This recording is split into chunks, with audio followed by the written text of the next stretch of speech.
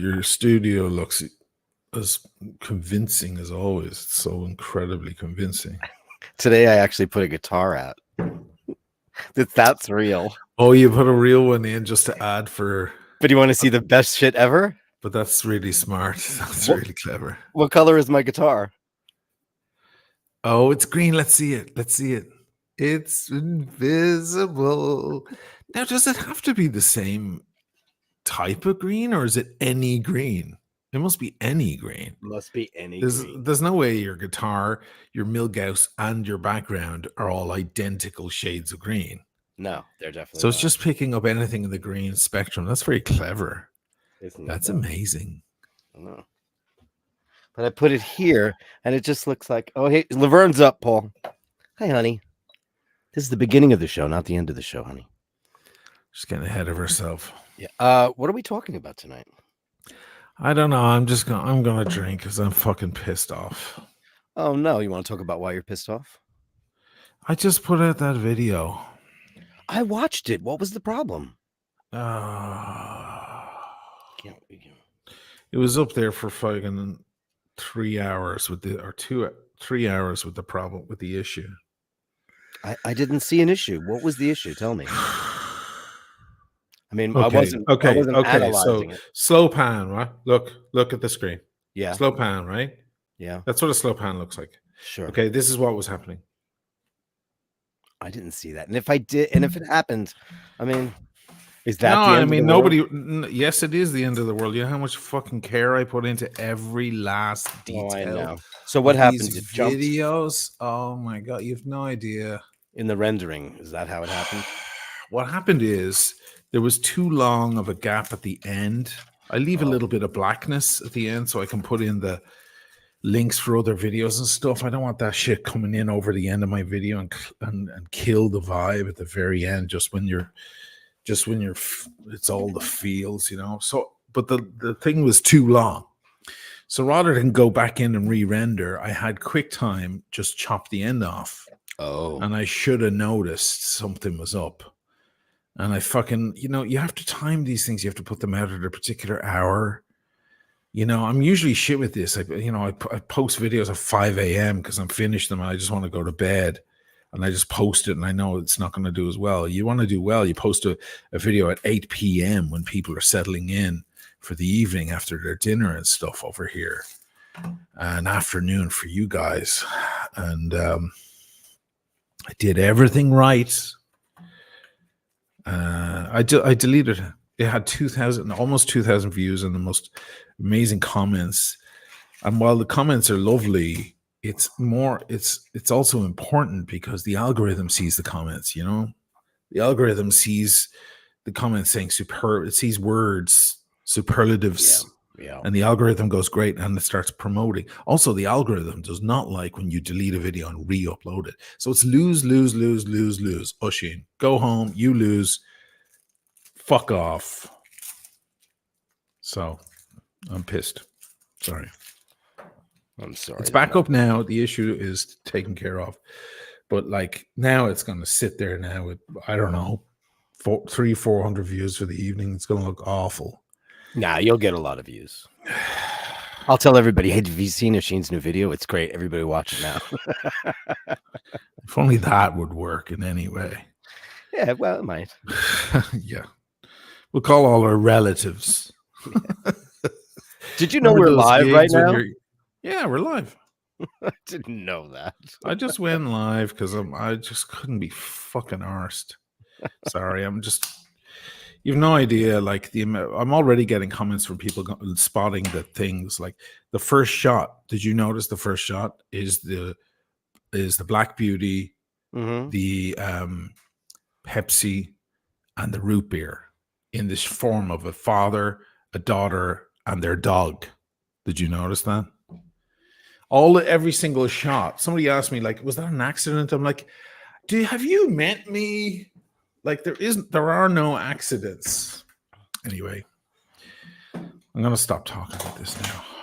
Do you got something nice to talk about? How are you? How's it going on your weekdays? It's going well. Everybody, we're having a good time. Yeah? Yeah, we're having a good time. I'm having a great time. I hope everybody else is. Yesterday's stream was really great. I had a great time. I thought that the banter was lovely. We went off on Sam Smith at the end, had a bit of a rant, which I guess is what people want me to do. Well, that fuckwit. Oh, fuckwit and a half. Ugh. I just say he's just bringing everybody down with his bullshit. You know, at the end of the day, just you want to salvage your dead career, pee on someone in a music video, and that'll get people to talking. Did he do that? Yeah, he's got this music video where he's a slob now because he needs to go back on Ozempic or whatever he's doing. Oh yeah, he's all gross. Yeah, he's all big and bloatusy now. And isn't that a great word, bloatus? Do you know who invented that word? Scott Ian from Anthrax. Lotus. Yeah, because when I was a kid, he used to call fat people bloatuses. That's not very nice. It's not, but it's so Queens though. He's a bloatus. That guy's a bloatus. Bloatus. It's so Queens. But yeah, he's wearing a latex and he's got burlesque tassels and he's pasties and he's spinning them and then he pees on a bunch of muscle boys. It's gross. It's such pandering to look at me. I'm desperate. Anyway, that was last night. But anyway.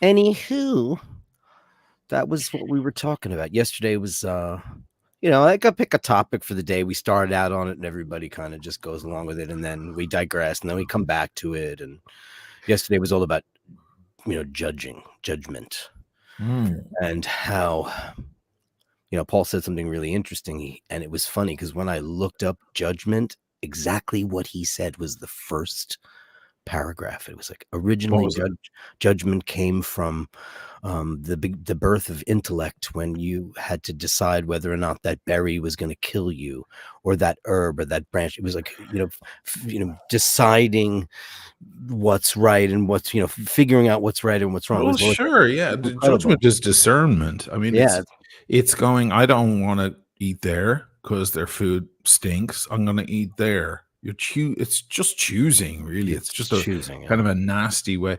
Here's a funny thing. When you see you see a face in a cloud or a shape in a cloud. Yeah. Or you see a face in the moon, or you're in the pitch dark at night and you look across the room and you threw your jeans on the chair and it looks like a face. That's part of our instinct that we developed over it's related to also our way of figuring out recognizing people's faces, recognizing one person from another. And we developed it over thousands of years because of predators, because we were in caves and we were trying to see if there was a predator coming in or it was a predator in the bushes, and we'd be looking for the shapes of eyes and nose. We'd be searching. We were on high alert for those shapes. And that's why all these thousands of years later, we're still on high alert, and our t-shirt at the end of the bed looks like a weird nose or whatever. We see shapes. When you're a little kid, you see shapes all over the place. You see faces and everything. The boogeyman. Yeah, you see it everywhere. There's the shadow of moving trees from outside the window on the wall, and you're like, oh my God, it looks like, it's part of our thing. We're kind of built to spot these things. So it's kind of an extension of paranoia, really. I guess it's really good then that we're watching this, one of those true murder shows that he watches incessantly. And there was a guy and he sprung out of bed and he shot his wife to death. And he goes, I thought it was a man, but he was indicted on murder because she had a big insurance policy. So that just proves your theory. He knew it was her. Yeah, we can recognize stuff. It's also a big man.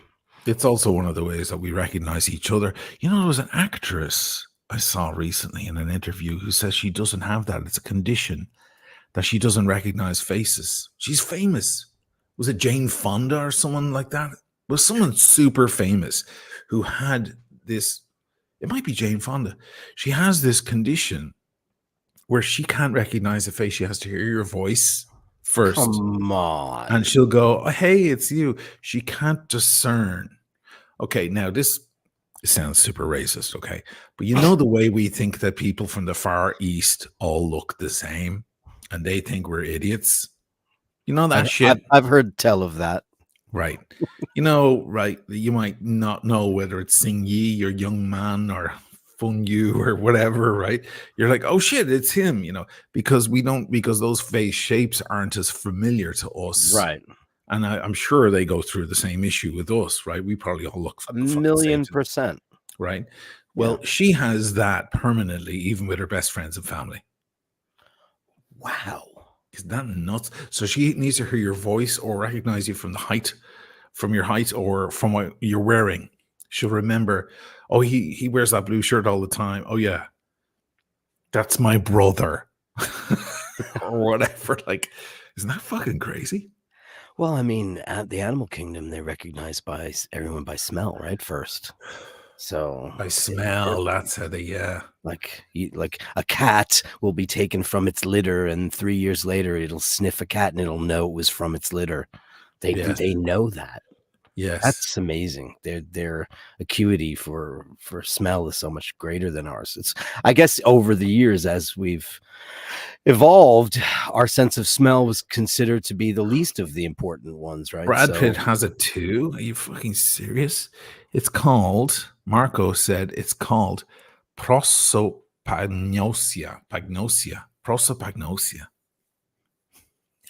Can you believe that exists? face blindness. Face blindness. I mean, I'm flummoxed. Think of it like, and I'm gonna pretend I have it from now on. these are, yeah, right. These are, yeah, because you can get out of so much shit. I'm sorry. Do I know you? I passed you on the street the other day and you didn't say hello. Oh, sorry, I've got prosopagnosia. Prosopagnosia.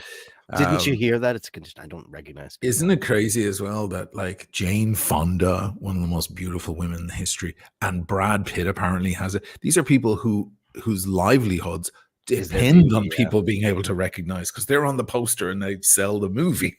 Yeah. So it's like they're not actually even aware of the thing that has made them millionaires. That's weird. Wasn't Jane Fonda the absolute one of the most absolute gorgeous beauties of all time? She's still a beautiful. She still is, woman. but Yeah. my God, in the 60s. Oh yeah. Barbarella. There's a scene in Barbarella where she's kind of a little bit erotic, and I was fucking a little 12 bit years old. erotic. I was, yeah, and I was 12 years old going, this is the moment Oisin stopped thinking about Lego. He went, oh, it doesn't work.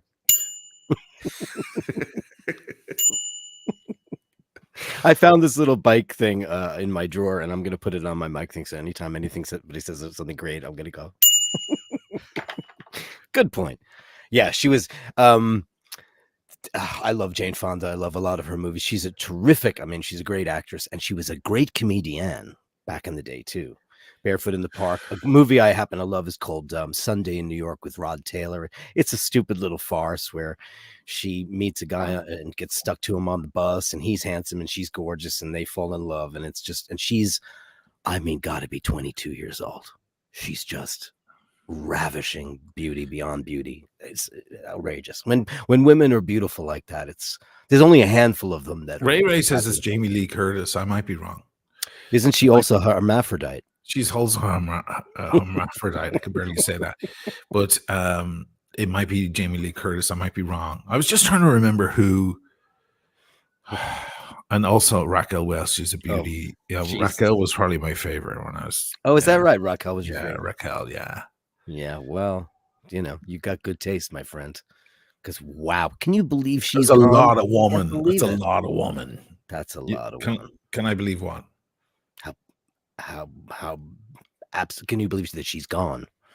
Oh yes. I mean, that was a shocker because she was still so beautiful, and you just think, beauty is health and all those things. And Sophia Loren, of course, Sophia Loren. Yeah, there's a hand. Yeah, Catherine Deneuve, another one of the great beauties. Yeah, we love all these beautiful classic beauties. Yeah. Right now, I have a thing for Vanessa Kirby. Yeah. I don't think she's in that Ooh. pantheon, but she's a sexy No. beast. I'm just like, I mean, everyone's all about Margot Robbie, and I'm fucking tired of Margot Robbie. Especially now that she's with Richard Mille. Ugh. Oh yeah, that's crazy, isn't it? I mean, it just looks like she's got some kind of like she's been abducted by aliens. She got, they put their ray on her, put the Abducted. special amulet on her, and she's Maybe gonna she be. was inducted by aliens as well. Like he said inducted. You rarely make. I make Did I mistakes. say inducted? You rarely make mistakes like that. Did I I say do that? those every day. Abducted. Versace Boy 54 says Anne Margaret. I mean, before the accident, afterwards she looked weird. She had to have plastic surgery. Audrey Hepburn. Now we're talking about all the beauty. I mean, sure. We're just going through the list now of all these beauties. I mean, do you know who one of my absolute favorite beauties of all time is? Catherine Ross. Oh my God. You mentioned her before, yeah. She was, in The Graduate. She's been married to Sam Elliott for like 50 years. Oh yeah.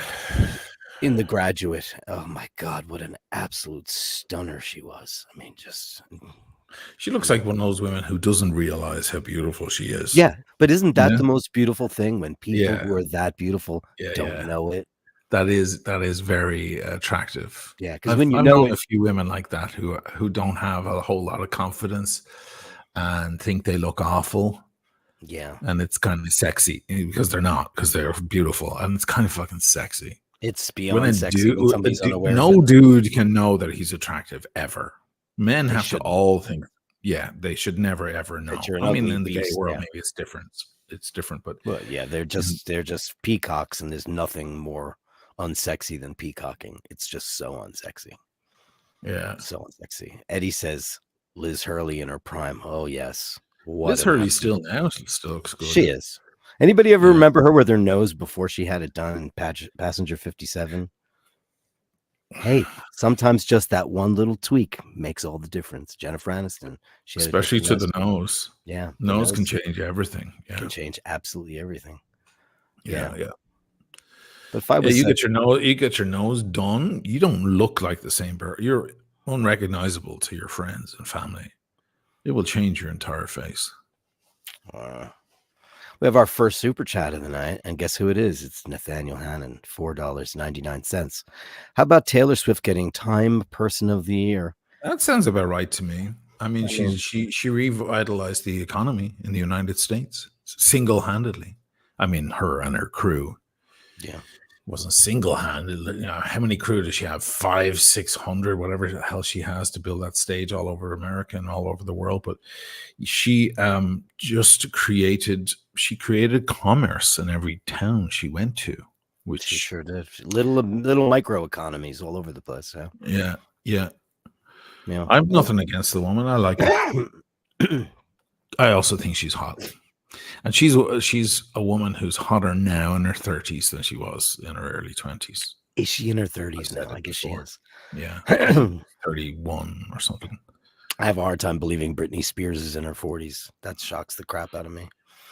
She lost her mind. You know what I watched the other night, Dirk? I'd only seen it once before, but you've mentioned it a few times, and I was having a drink and I was in the middle of editing this fucking video that just crashed on me last minute, whatever. Namaste. Anyway, I don't want to think about it. Nam-myoho renge kyo, nam-myoho renge kyo, nam-myoho renge kyo. Okay, I'm fixed. So when I make dinner and I open a bottle of wine, I don't want to keep editing while I'm doing that. I just want to watch a fucking movie or something and just escape. And I watched A Star Is Born with Lady Gaga. Oh yeah. And Bradley Cooper. Sure. And had you seen it?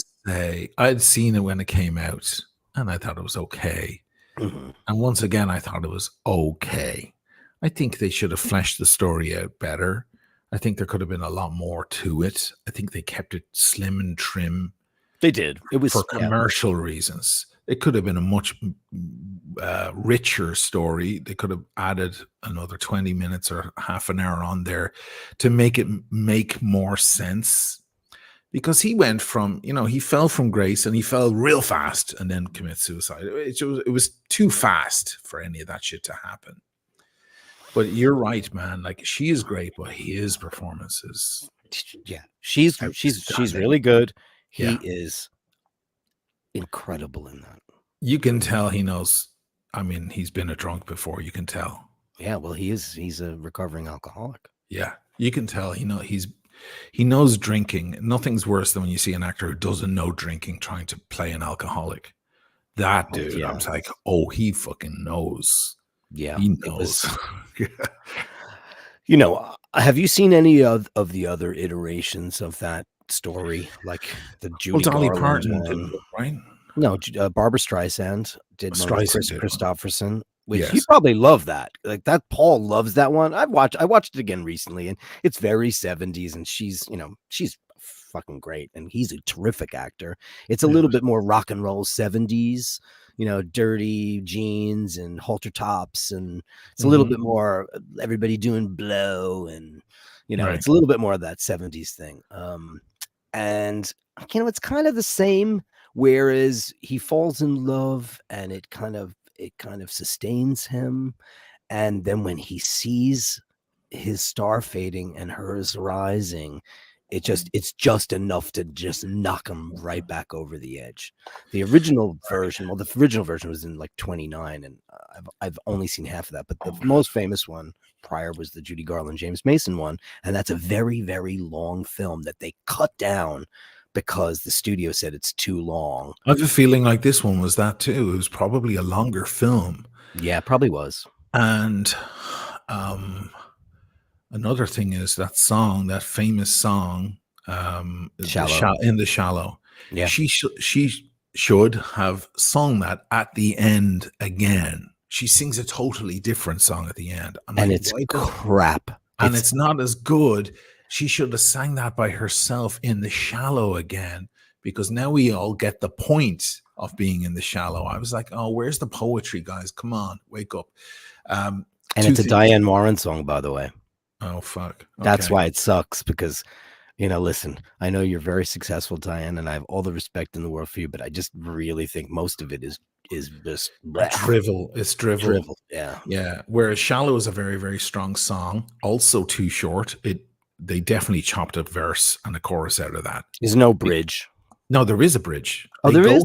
They go to a bridge. It's a weird bridge, just like a build up, and she goes, oh, oh, oh, oh, oh, and then goes into the next. Oh, Yeah, yeah, that's the thing. yeah. That happens way too soon. It's just the Okay. song is really getting grips in you, and then they turn to that. So it's definitely producer move going, let's keep it under 4 minutes, guys. Because Mark Ronson. She wrote it with Mark Ronson. Oh, with Mark Ronson. Wow. Yeah. So two things. I don't know if he's a guitar player, but he really looks like one. He's not. He really does it for an actor. Good. And two is he did a thing that I didn't know he was capable of. He totally changed his voice. His voice is all Sound like Sam Elliott.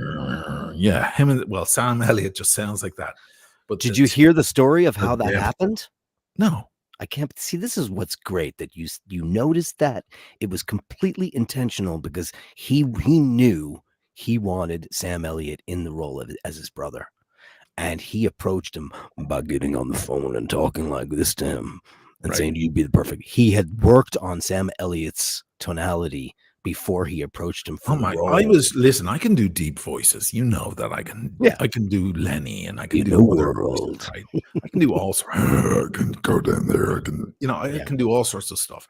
I was sitting there with a few drinks on me, going, trying to appear. I couldn't get the pitch. How tall is he? Is he taller than me? Is he over? Bradley Cooper's like 6'2". Oh, well, that's it. I don't think that means anything. I think I know little guys with deep voices. Sure, but I think it means a lot for a certain tonality. I think the longer the tubes are, the lower. That's not true. It's not true. It's your larynx.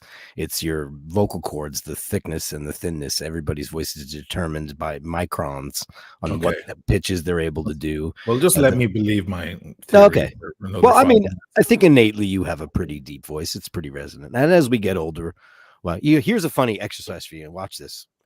And this is totally true. Anytime you go to a voice lesson, they will always tell you that you are speaking lower than your normal natural voice is, because we've been accustomed societally to it.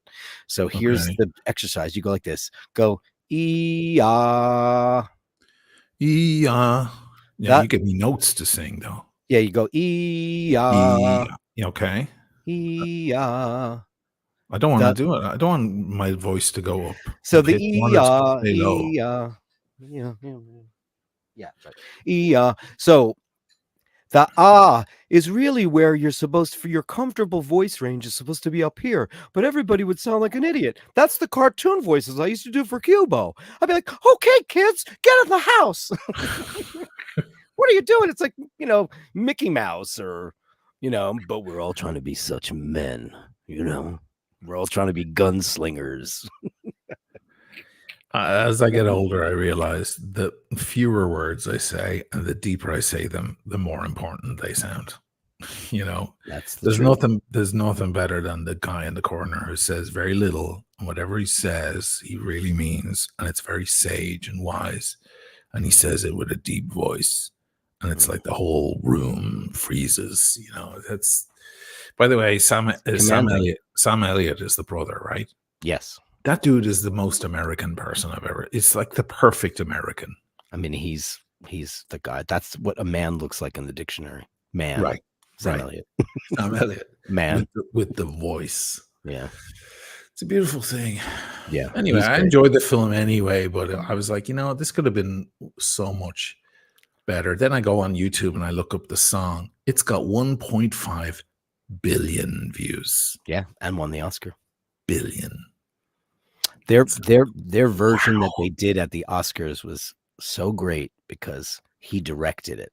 Because that whole film, I don't know if you noticed this, the whole film is shot from behind the stage. There's no audience view of performances. It's all from side stage or backstage because he wanted to get the feel of what it's like to be up there. So when they shot, that's true. I didn't even think of that. You never actually see the audience view of the stage. You never see it. No, I didn't even think of that. There's a very clever directorial move. So when they did the Oscar thing, the camera is behind the proscenium and it starts to move forward, and you see the two of them get up from the audience, come up on the stage, sit at the piano, and start playing. He shot it just like he shot the movie. He had directed that. It's pretty cool. I love that. Yeah. Now I watched that clip as well, and I thought to myself, look at her. She's holding down the whole thing. She's on piano. Yeah. She's singing her heart out. Yeah. She's a real musician, man. Seriously. Like, she's not Madonna. Madonna doesn't play an instrument. She fucking wiggles her ass. She plays three. She goes, holiday. She plays 3 chords. Paul Pesco taught her 3 chords. She has a Les Paul Black Beauty now, and she plays it on stage. Who cares? Lady Gaga is a real... She's a real musician. player. She's a real musician. She's an accomplished. She holds the entire thing down herself by herself on piano. And she's a Steinway artist now. Oh, she is? Yeah. That's the thing, man. That's the thing to do. If Steinway comes a calling, you got to be worth something. Oh yeah, yeah. That's like getting a call from Patek Philippe, right? Definitely is. We would love you to be our ambassador for who does that? Who gets that call? AP, they're calling every Tom, Dick, and Harry these days. Patek Philippe doesn't call anyone, very rarely, and even Rolex they hold back a lot. You need to be the premium fucker out there. You need to be the greatest director in the world, the greatest tennis player in the world. You need to be those guys to get that call. It holds the most gravitas when there is only you. There was a time, and you and I have discussed this ad nauseum, that at one time, because Steinway and Sons and Sheen and I are major Steinway aficionados. Elton John was the only pop artist on the roster for almost his entire career. And at one point in the game, somebody came up to him and wrote him a big check from a big Japanese manufacturer, and he jumped ship. And Yamaha, right? Yeah, Yamaha. And Billy Joel, who'd been trying to get a Steinway deal for his entire career, was a Baldwin artist. He finally was able to get in there. Baldwin. Sure. Well, Baldwin's changed hands so many times that there's eras where it's kind of like the Fender CBS era. There's quality control issues because Baldwin was once a great thing. Hey, Daniel. Daniel, $5. Thank you so much, man. Awesome GMT video. Thank you, brother. Go watch the posted one, please, just to give it a view. And if you made a comment, can you re-comment on the new one, please? There were so many beautiful comments, but like they're all gone now because of that. There's no way around that, unfortunately. Once that happens, it's just I'm on a losing mission, unfortunately. Please don't sell the Black Beauty. Oh, too late, my friend. Too late. Did you sell the Black Beauty? Sold the espresso? Yes. Oh wow! Yeah. A moment of silence, everyone. I know it's dark. Yeah. Well, I'm doing the root beer. You know, I've got why have duplicates? Well, there are many reasons to have duplicates because they're not duplicates. I just figured I'll stick with the root beer for the moment. Maybe I'll come back to it. You know, a guy said the other day on it was on Instagram or something. I can never remember where the fuck people are saying anything. And in their arse. He says if I owned an AP, I'd never wear a Rolex again in my life. I was like, I love that comment. You're right. You're wearing that. Of course, we can't see it because you have a green screen on. You can. Let's have a look. Nah, kills the look because half the watch disappears. Not funny. I know. That's funny. Because it's green. Look at that. If it wasn't green, it would be just fine, right? Like, hold on. Just ditch Rolex. Yeah, turn it off. And then oh no, that one's fine. Yes, that's black and white. Yeah. Well, did you just put that watch down on its face? Jesus. No, I didn't. I put it down on the cushion. Oh, good boy. Yeah, you see, it's killing all the gorgeous color. Well, it just wipes the green crystal out. It's upside down. No, but even the loom plots have holes in them. Yeah, it's really funny. Watch me do this. Do I have the thing? I don't have it here. If I put the loom, if I activate, I can. Watch, this is hilarious. Fun with green screen, kids. Oh, look, it works a little bit. Look, his holes, you can see right through it because it's you can see the guitars right through the watch. That's hilarious. Yeah, no. When I'm sitting at the desk, if I have a watch on, I have this, kind of like a bar towel that I have down. So if I put anything down, I'll send you a stand. I have to send you your box anyway.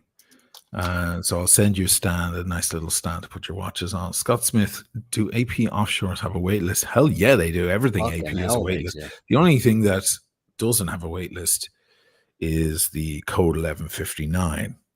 And even with that, the more sought after iterations of the code 1159 are still kind of waitlist, but they will try to get you to buy a code 1159 in order to build up your brand loyalty or whatever. They'll try and get you to spend 50K on a watch that's worth 30 on the market in order to get you on the list for what you really want, which is a Royal Oak of any description. But yes, the divers, you've a better chance of getting the gray or the gray is easiest. The blue is not as easy, and the green is the impossible.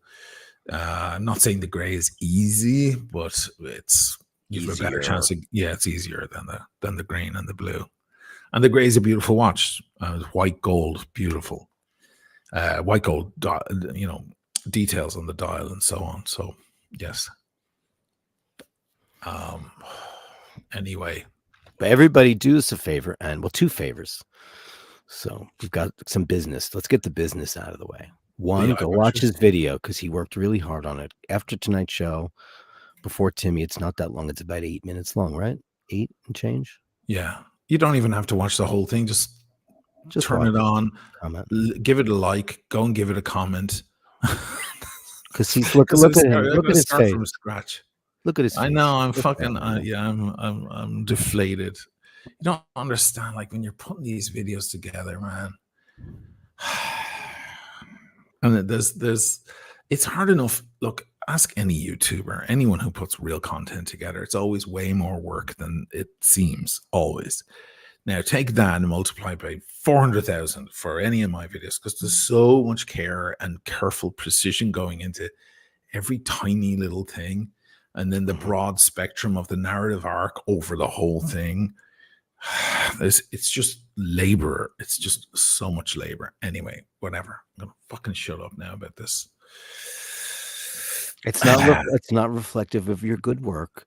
It's a glitch in the machine. Yeah, That's I all. know. I know. I'm just. Isn't it funny how like a tiny little thing at the end can just.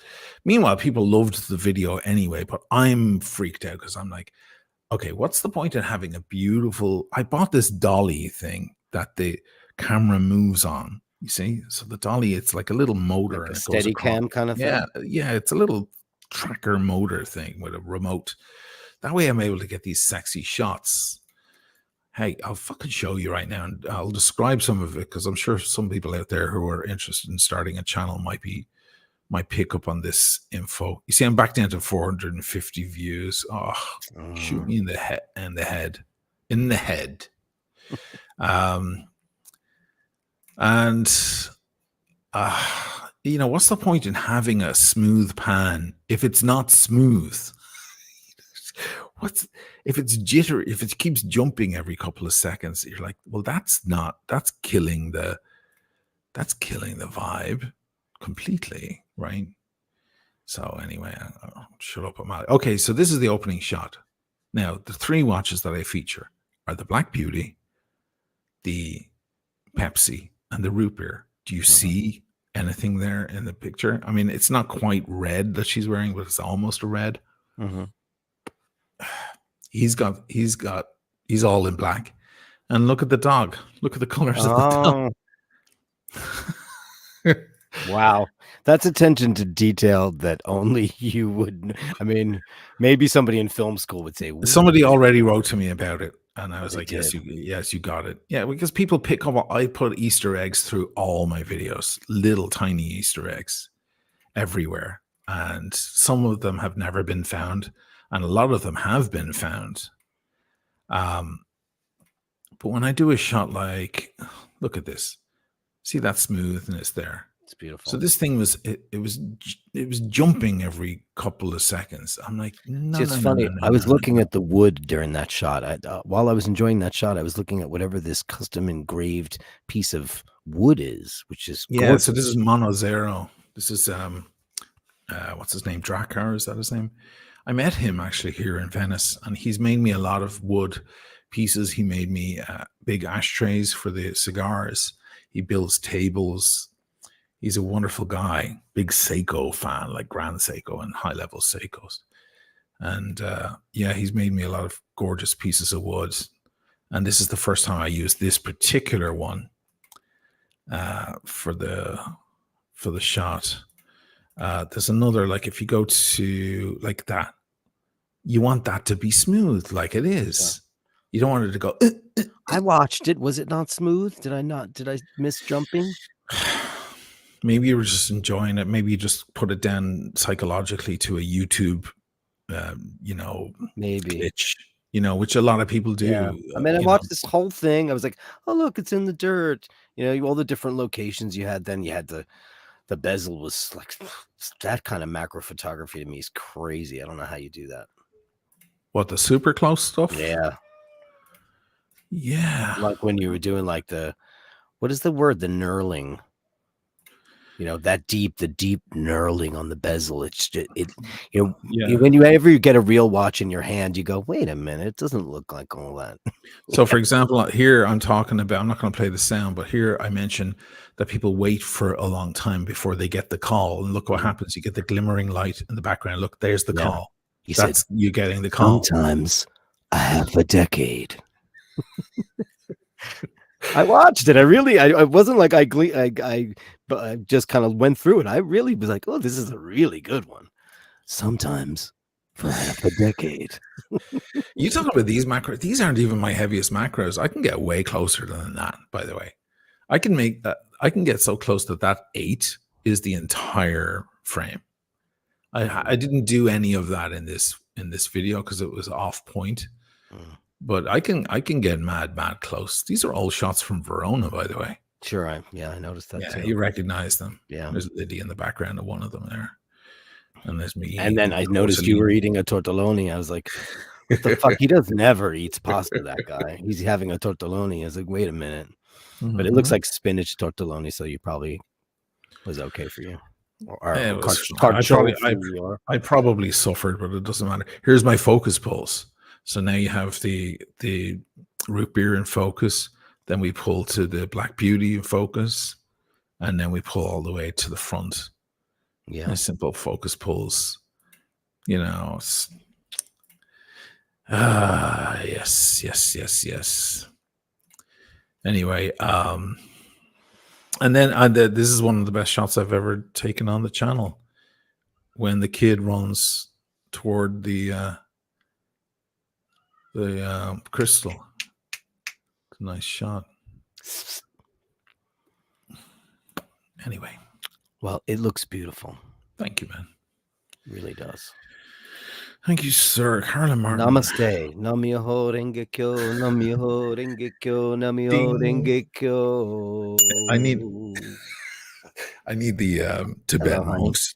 You know, Why when the are you Tibetan yelling? monks are doing a sand mandala. You ever see that shit?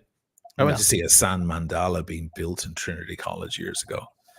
And it takes them months to carefully put out all the sand, and they create this enormous. How do they do it with a mold?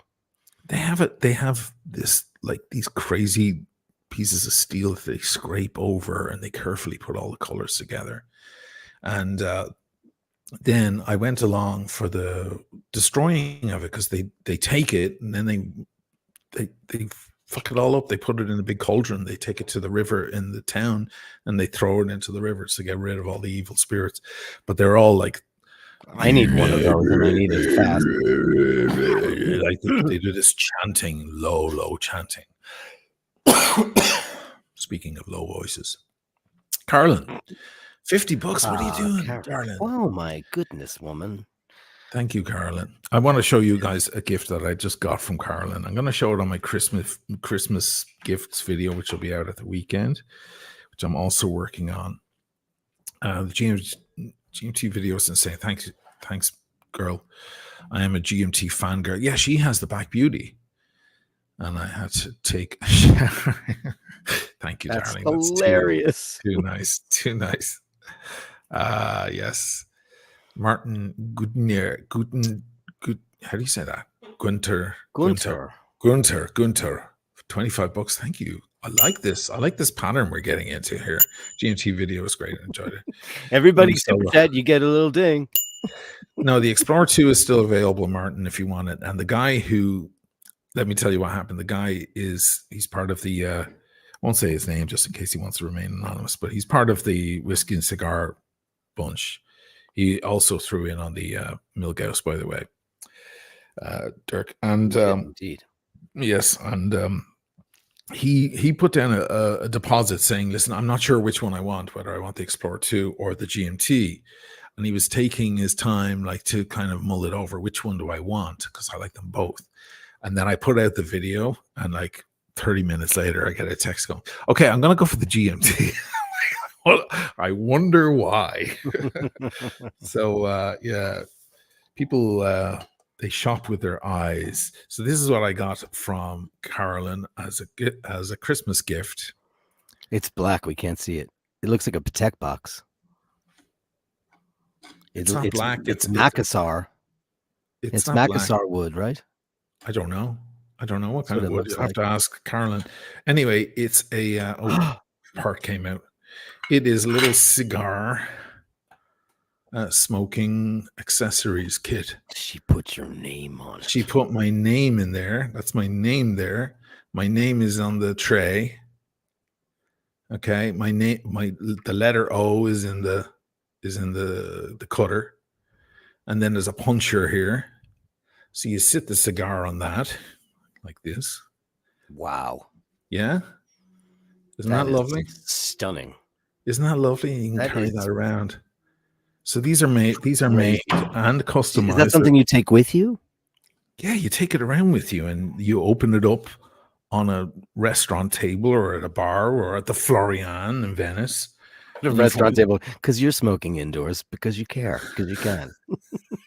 No, it's you guys don't mind if I smoke, because I'm a machine. Eli Adams, go to his website. Eli Adams, he sells watches, by the way. He's a watch guy too. Wow. And it's great luxury cigar accessories. He does a lot of different accessories, and you can customize your little set for your own name.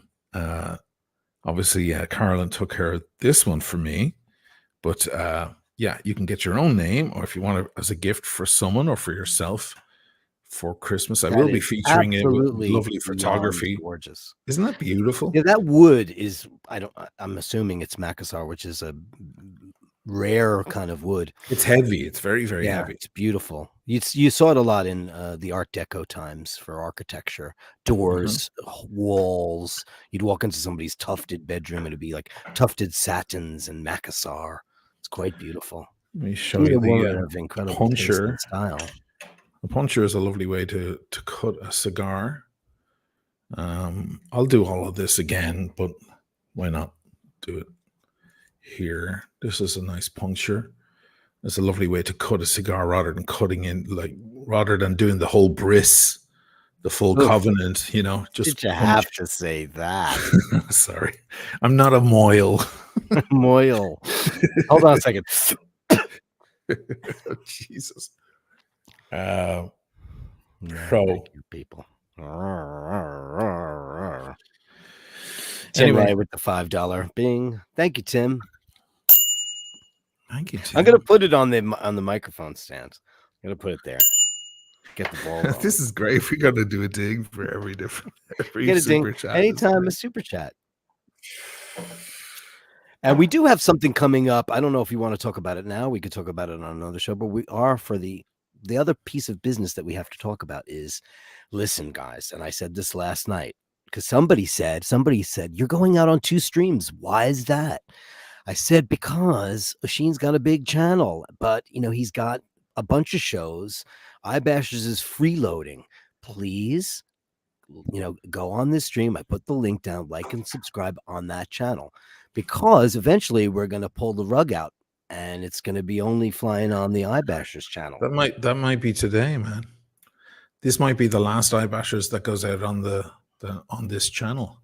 Well, it might be only iBashers channel from now on. There's the link, guys. I'm putting it in the chat.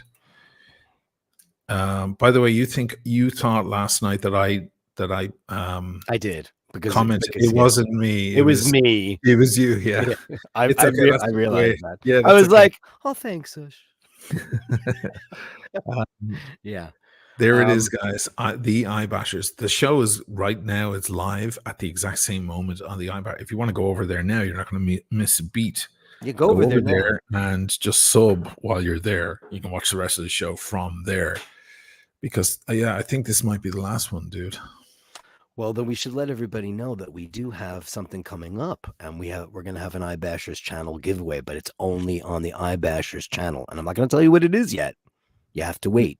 You have to be a subscriber to the iBashers channel. Pardon me? Is it sexy? Is it nice? Is it watch related? It is. Oh, nice. You know what it is. You can tell them what it is. Yeah? We're going to be giving away a Seiko Hulk, my friends, for the iBashers channel. And Oisin and I have to have a powwow about how it's going to go down. One, you have to be a subscriber to the iBashers channel, not the Oisin O'Malley channel. You have to be a subscriber there. Doesn't matter how long. Subscribe now. Doesn't matter. But there'll probably be another little fun thing. We should do like a little trivia thing that's related to the channel, like maybe an episode past, blah, blah, blah. We'll come up with that and we'll announce it in the future. But we're going to be giving away a Seiko Hulk. And it's brand new in the box. It's sealed. It is unopened. It's brand new. And it's for one of our beautiful subscribers. So please click on that link and subscribe to the iBashers channel. We're trying to grow the channel. And he's got a business to run over there. He can't be having iBashers freeload. First of all, I'm on there 4 nights a week freeloading. And, what if he wants to go do a live? What if he wants to go do something? It's just not right. But it has effectively grown the channel exponentially because of the following that he has. So we're grateful for that. And the iBashers is not my channel. It's our channel. I'm just doing it a couple of nights a week. iBashers is something that he and I started in 2002 or 2001. And it was a podcast that we did. And it's available on like Apple. You can find it. So this is it's not my channel. I'm just holding up the highway for a couple of days a week. There's the Seiko Hulk, guys. There it is. Oh, This look could at be that. yours. It's one of my favorite Seikos. I love the compass aspect of it. Yes. That is, Yes. I had never seen that before. Look at that. That is a beauty.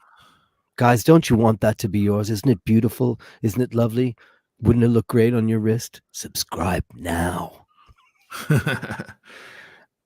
The green is The green fantastic is on that watch. Yeah, I love it. Look at that 20mm bracelet. Look at it. It's just absolutely gorgeous. Look at that. It looks great on your wrist too, man. Yeah. What's the size of that? Is that a 41? Yeah, it's a 42, but it's 42. It's small. It's only 45 lug to lug. It's classic Seiko shit, The and anyone can wear it kind of thing. Yeah, it's a beautiful watch. Yeah, and that's his, by the way, kids. The one that we're giving away is in the box with the plastic on it. This is my personal watch. This is the one he wears. So if you want to be just like him when you grow up, like and subscribe to the iBash. Hey, there's the compass thing. Look, I put a sun in the top right. Look, so people can see how you point the hour hand at the sun, and you take the midpoint between that hour hand and 12, and then you have south. That's how it's called, the Scouts trick. That's how you find south. And you do the reverse in the southern hemisphere. Only works in the northern hemisphere that way, but in the southern, if you're down under Aussie, then you have to do it the opposite way around. You point the 12 at the sun, and then I don't know. I can't remember what the opposite is, but it's the opposite way. That's incredible. I like how you did that. I haven't seen this video yet. No, I haven't seen it. Yeah, look, I put a little sun in the corner. Yeah, I found myself a PNG of a sun and dropped it in the corner. So you point the hour hand at the sun. You also see me do it in the Seiko Alpinist video. I actually do it practically right there with. It's nice when you Google a watch and you're one of the videos that comes up. That's kind of cool. I didn't do that on my own channel. Sorry, I'm giving myself every reason to feel better about what just happened tonight. Okay? Yeah. You should. Yeah, you should. Yeah. Okay. You should. Sorry about the commercials, guys. I need to. Are you spruiking Jaguar watches now? I need to leave this shit on because I need to know what the fuck is the target stuff. Look, so you point at the sun, okay, and you draw a line straight down to the watch, to the setting sun. Yes, and then and you point the hour hand at the sun, and then you draw a line between that and 12, and the midpoint is south. And then you adjust on the Seiko Alpinist. You take this crown here, which moves this inner rehaut, and you set south there, and that way, where if you have to head, northwest, you can actually point yourself northwest. It's an on-the-fly compass. Truth is, it could be done with any watch, but these are facilitating that with the rehaut and the bezel.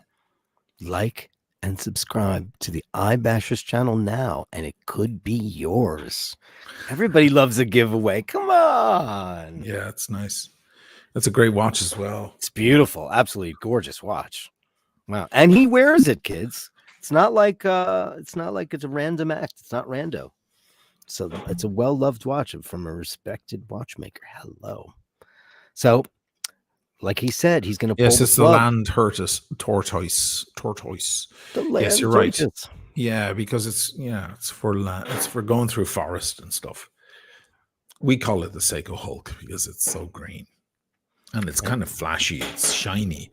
There is a Seiko Sumo that is also green, and people call that one the Hulk, but it's not as dressy as the one we like. Whereas the Rolex Hulk is also a kind of I wouldn't call it a dressy watch, but it's a watch you can wear with a suit. It is. Well, any Rolex Yeah. is pretty much. Any Rolex, yeah. I mean, because they're glittery. Yeah, exactly. Yeah. This is for the forest guys. When you get lost, when you get dumped in the Pine Barrens, you have hitmen after you. You can find a way out, or you get thrown in a trunk. So yeah, so that's the business, and that's it. So I don't need we say it again because it's very easy to just. Oh yeah, I'm gonna put on Ush's channel, and it's good. I'm good. I'm good. Well, what happens is they get the notification, and I come up in the algorithm, and they go, "Oh, he's live," and they just click on it. That's it. Right. It's not. It's. I mean, I would be the same. I'm lazy like that too. Yeah. It's okay. I mean, it's human nature, but not if you want a free watch, a beautiful one too. It's not an Invicta. So is this what you're doing? Is you on the weekdays, Dirk weeknights or whatever weekdays? Are you?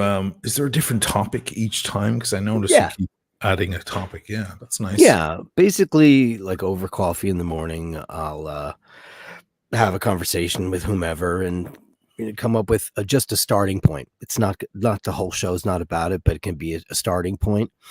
And a little speech in the beginning about the origin of whatever. Just to get the ball rolling and get a water cooler coffee conversation going. And then usually just evolves. We digress, and the crowd, me, I just keep going left and right galore. And I love the comments we've been getting because the crew have been just delicious, man. They've been really great. Yeah, I got some people reached out to me privately. I mean, or whatever on Instagram, commenting or all their stuff, and also mentioned, that they really enjoy your show. So thanks. Yeah, good job, man. Doing okay. It's gonna, it's baby steps, but I'm really enjoying it. I was a little, intimidated. I don't like being by myself is different because, like I said, I need a straight man. I'm usually only as good as my duet partner, and I'm so used to you and I doing this together. It just takes it's a little bit of a learning curve. But now I'm trying to use the audience as a replacement for you. Of course, you're irreplaceable, but No, that's a great idea to interact. Yeah. But these guys, they basically pushed me in the river, and said swim. They basically did, So and it's true. Because onward and upward, my friends. Onward and upward. And yesterday I think we talked about everything. It started out with judgment, and judge, it's such a vague term. It's legal, it's religious, it's moral, it's so many things, but mostly it's entertainment now. Everything is judgy, it's all judging, right? Sure. Which is it's all we do all day long. And I said, Sheen, Michaela, and I, what do? We're judging people. I'm judgmental. I'm a judgmental person. We all are. We all are. Yeah. I have to hold it back. Yeah, that's the art of dialing it back, and also the art of not hurting someone who you like or respect, because like people who have no filter, people who are on the spectrum. Wow, you got fat. What happened? I used to work with this woman, Jane Chow. She had no filter at all. She'd be like, "Oh, why are you wearing yellow? You can't wear yellow. Look terrible on you. Look terrible on you." She's from. You remind me of that shit going around Instagram. Oh, why have you got a nice boyfriend? No, actually, I'm saying, oh, why you not have? You have to do longer nails. She's in the nail salon. Have you heard that thing? You're not an Instagram guy, so you wouldn't know. I'm trying my best, though. It's really funny. It's really fucking funny. So what? He's getting a manicure? No, she's getting a manicure. And why do you not have a boyfriend? Oh, honey, you need boyfriend. You do longer nails. Only cost you $5 more. That's really, you'll love it, man. You'll fucking laugh your ass off. It's in the nail salon, they're trying to upsell. Because so what is she trying to upsell? A boink? She's trying to upsell, like she's doing nails. Sure. She's trying to upsell Oh, you want the glass? You want to try the glass, the color, and it's only $5 more, and it's just the upsell and the upsell and the upsell. This is what the beauty industry does. Oh, for sure.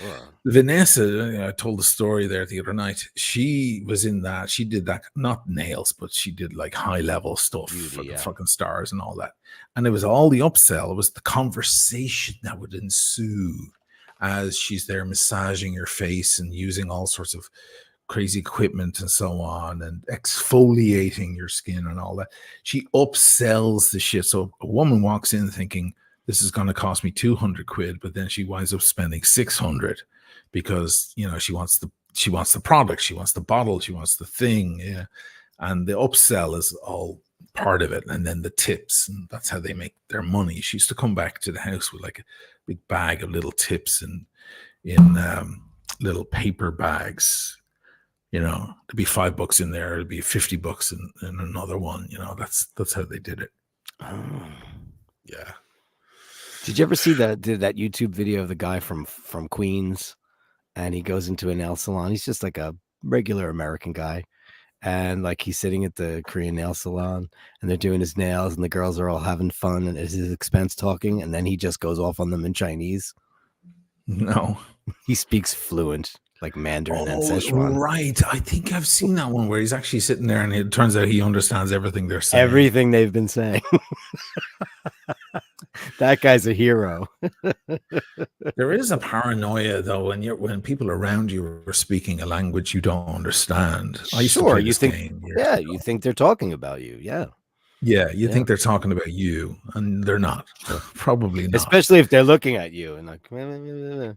So with Lydia's mom years ago, she would speak Italian, I would speak English. That was just the way. So we'd be like at the supermarket, and I'd see people getting freaked out, like waiting in line to pay, and they'd hear me like speaking in English and her responding in Italian, and it was just two languages constantly back and forth.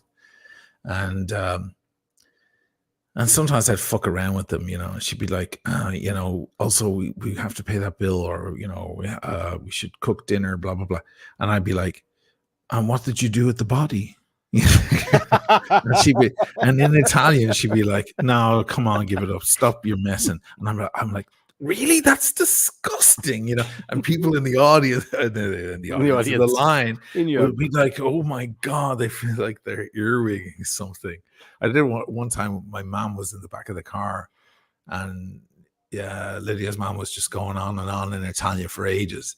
My mom was sitting in the back, not knowing a thing. Meanwhile, it's just a perfectly mundane conversation, and we're not talking about my mom at all. But then I go, well, just ask her yourself, Mom, do you wash your feet? My mother just died, like the whole conversation. Lydia's mom was like, that's so mean. Smettilo, sei un bastardo. It's fun. Anyway, dude, have you been watching the news? It's so fucking dark. I saw one line that depressed the shit out of me. It was on the Independent or whatever. Forget about the Conor McGregor thing, running for Irish presidency. This is crazy. But it was Vladimir Putin's plan to exhaust the world's ability to care anymore is running out. He's actually just waiting it out until everybody just doesn't give a shit anymore, and then he wins. Well, all eyes are off him right now. Yeah, because what's going on in the Middle East. He's like, oh, fucking great! I can get on with my, I can get on with the plan. Yeah, crazy, right? No, but it's really weird because I was talking to someone on Instagram. My Instagram feed, everyone's like, oh my God, thanks for saying this. Our Instagram feeds are really perverse now because the algorithm doesn't know how to umpire this sort of situation. So my Instagram feed, as I flick through, it used to be like music stuff, watch shots, wrist shots, pretty girls, in their bedroom, whatever they're doing. And all the stuff that you just kind of stop and go, that's basically what the algorithm figures out, that you just kind of stopped and went, okay, I'm going to watch this. And then you flick and then you see another thing related to that. But what's happening now, because social media is it's really the enemy of every state right now because we all get to see the truth. It's so funny, these leaders going on TV going, no, there is not a humanitarian disaster in Gaza. And it's like, we all see it. So we're all there. That doesn't work anymore. It doesn't work anymore. We can see it. It's like going, dude, I was at the party. I saw the trunk you wear. Yeah. It doesn't matter what you say, you know? Yeah. So it's like that. And so now it's like we're flicking through, and it's, you know, for me, it's fucking girls' bikinis and watch stuff, and then children like covered in dust, and then onto another girl, and then and their dead mother. Right. All of this stuff, and you're just like, oh God, because it's super obscene because you're going from one horrific thing, and it almost takes you like half a second to kind of reset your brain to go, okay, now I'm watching something real world. I'm watching something serious. Oh no, back to playing again, back to some girl pouting her lips and blowing kisses at the camera. It's kind of gotten odd and perverse, you know. It's very sad. I don't have a feed on Instagram. I'm trying. Everybody who followed me, I did finally get in there and figure it all out. So thank you very much for the ads. I appreciate it. I'm learning. I'm on it every day. I'm going to make it part of my daily thing. I posted some pictures and some videos. That's what you do. Post wrist shots. That'll get you into the swing of it. Yeah, I posted a bunch, but like, I'm like, where the fuck are they? Where are they? Yeah, you're not. Am I not doing it right? I mean, I avoided Instagram like the plague, and then I started the channel, and I realized I had to have an Instagram, so I had to get into it. And Lydia was there trying to help me, and I was like, "So how do I press?" And she goes, "Oh, you've got to swipe up." I'm like, "Well, there's no sign for that. There's no. How do you intuitively know that that's there?" Because at least in most platforms, there's at least some sort of guide. A guide, right? Right. So here's my Instagram, right? I changed my profile picture of me and the Millie, right? Okay, nice. And okay, so I had posted a bunch of, I'd gone on here, picked a bunch of pictures, said yes, yes, yes, yes, yes, yes, yes, yes, and then I let it go. And like, where the fuck are they? Where are they? Okay, so click on. So the first one there is a video, the one with the loom. That's a video. Yeah, I can see it from here. Okay, but it might have no, it's not. That's a video. No. Okay, so what you did is you probably posted to stories, which is a different way of posting. Okay, where do you find that? And then see this reels, this posts, reels saved, tagged. How do you see your stories on a desktop? I don't know. Maybe click on your face on the top left. That might be your store. No, okay, that's not it. Because what you're doing is you're using a smartphone platform on a desktop, so it's all no, but I can't see it on my phone either, though. Like I posted about 100 pictures. Well, they may all be in the same post, so you have to go through them. No. So like posts, where like so this is post. No, these. I need to be looking over your shoulder when you do it, and then I'll figure out. Yeah, these are old. If I go to reels, it's just. You've 3 reels. One. I want to get rid of one. This is a dupe. How do I get rid of it? Okay. Well, click on it and then look for a thing. Click on it. Now on the 3 dots on the top right. Click there and go delete. There you go. Thank you so much. It's still there. Yeah, you just got to get into the swing of it, man. One thing you have to do is change your name, your avatar. It's all underscores, dude. No one can find you if they search for you. I did it because I was hacked by the Chechen prostitutes about a year and a half ago. Now, but that's not going to happen again. So edit profile, right? How do I change my name here? How do I change my name? There at the top, no? Change profile. Oh, does it say photo? It says photo. Oh, I don't know. Go look through it. I don't know, man. Profiles. Name. I can change it right here. Oh, no, that's your actual name. Hey, don't show the public all this stuff, dude. Remove this. I'll do it. I'll get rid of this. Go through it later. Yeah, I just I did that because it took me a week to get back into my Facebook, and Instagram accounts because they're the same company.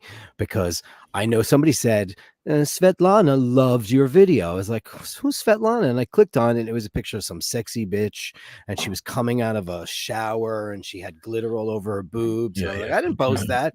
Then I realized they changed my profile picture, they changed my name, and I had about Everyone 50. gets hacked. Everyone's Is that right? fucking Instagram gets hacked. Yeah. Yeah. Yeah, it happens all the time. Sure, it happened to Timmy just the other day. One of his profiles got hacked. It's usually crypto guys trying to sell crypto. So they get in, they hack your account, then they send a message to all their friends going, "Guys, I just made $20,000. You guys should try this too." That's how they do it. Mr. Badgas 999. Can't believe I had notifications off. Back on again. Cheers. Back to the beautiful actresses for a moment. I can't believe Elizabeth Hurley is 50. You know what? She put out a video on her Instagram recently, and she looks the same.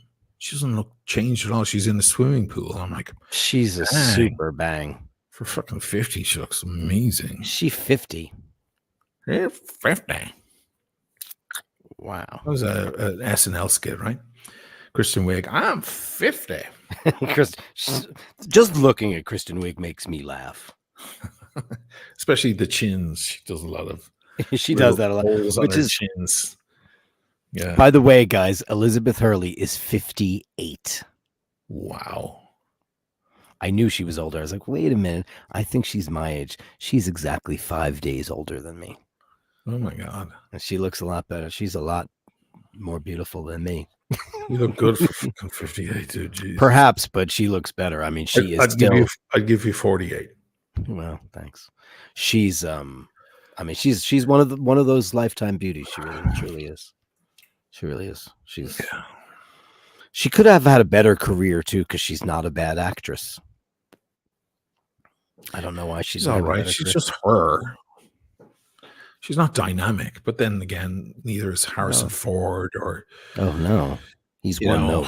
There's so many actors who are not dynamic actors. They're just hired for them to say the lines. Sometimes, who was it that said just say the lines? Somebody very famous said that. One of you guys will know. I think it was Betty Davis. She said, "Just say the lines." Like you should be able to do the rest, because you see people acting. It's the worst thing ever when you see them acting. Ugh. Oh, that's the worst thing. It's the worst. It's the worst. Laurence Olivier famously said to Dustin Hoffman on The Marathon Man,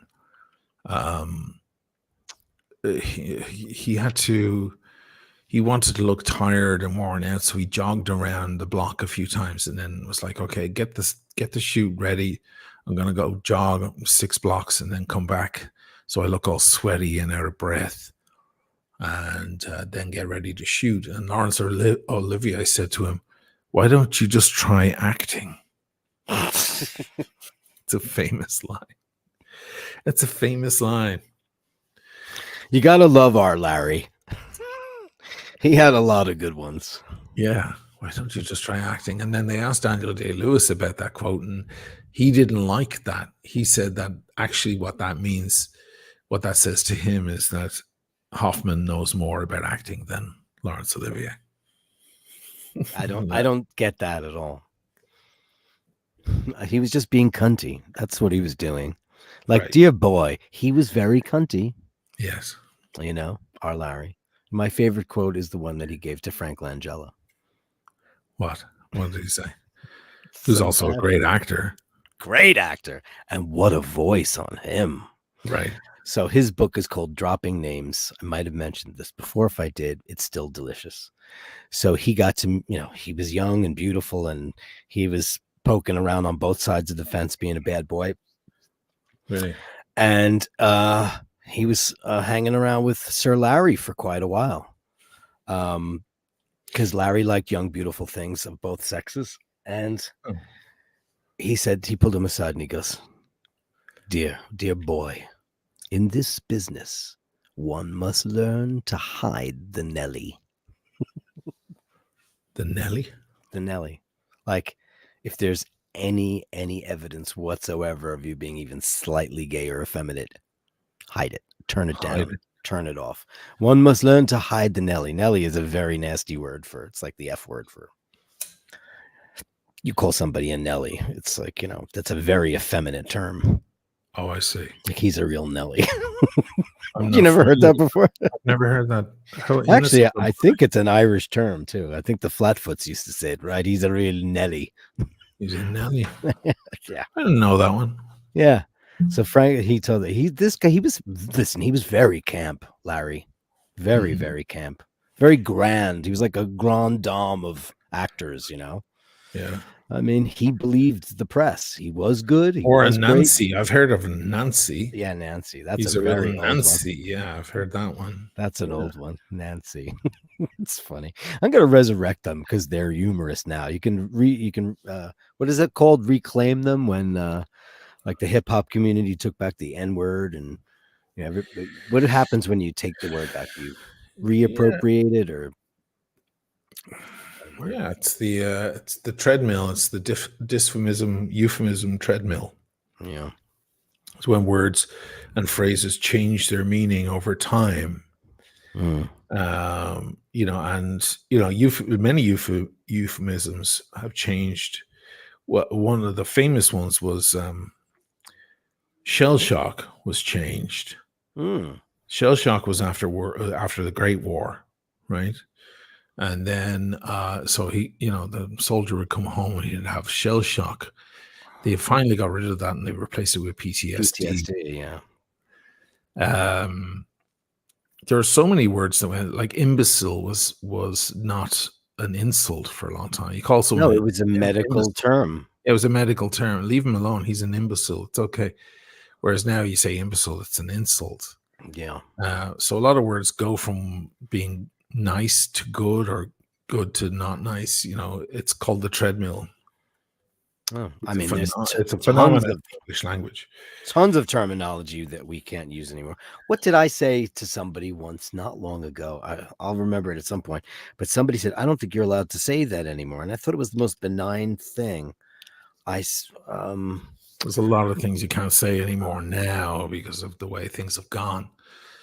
I mean, even in just the past 5 to 10 years. Yeah. Because everybody needs to lighten up a little bit. You need a little Ricky Gervais in your life. That's how I ended the show with the afterlife. The ginger, you little ginger cunt. Best thing ever that he says to a little boy. It's like, that's why Ricky Gervais is Ricky Gervais. That's why. Because who would get away with that? Pedo. I'm not a pedo, and you'd be safe, you fat, pasty ginger cunt. Yeah. That's amazing. Yeah, I mean, certain things like retarded was a word that you could use. He's mentally retarded. Queer was a word. Now queer is back. Queer's back. It's been yeah. People are queer. They identify as queer. I'm queer. Yeah, I'm queer. Queer in the 80s and 90s was not a thing you could say. No, he's a queer. Because because queer by definition is odd. Or strange. It's odd, right? Yeah. So now queer is back. You see, so it went in both directions on the treadmill. It went back and forward on the full treadmill. Circle in a way. Yeah. Full circle. So classic dysphonisms and euphemisms would be like, if you become unemployed, you could say, I was let go. Mm-hmm. Right? That's a softer way. I was let go from that position. Or I got the sack. That's the dysphomism. Sacks, yeah.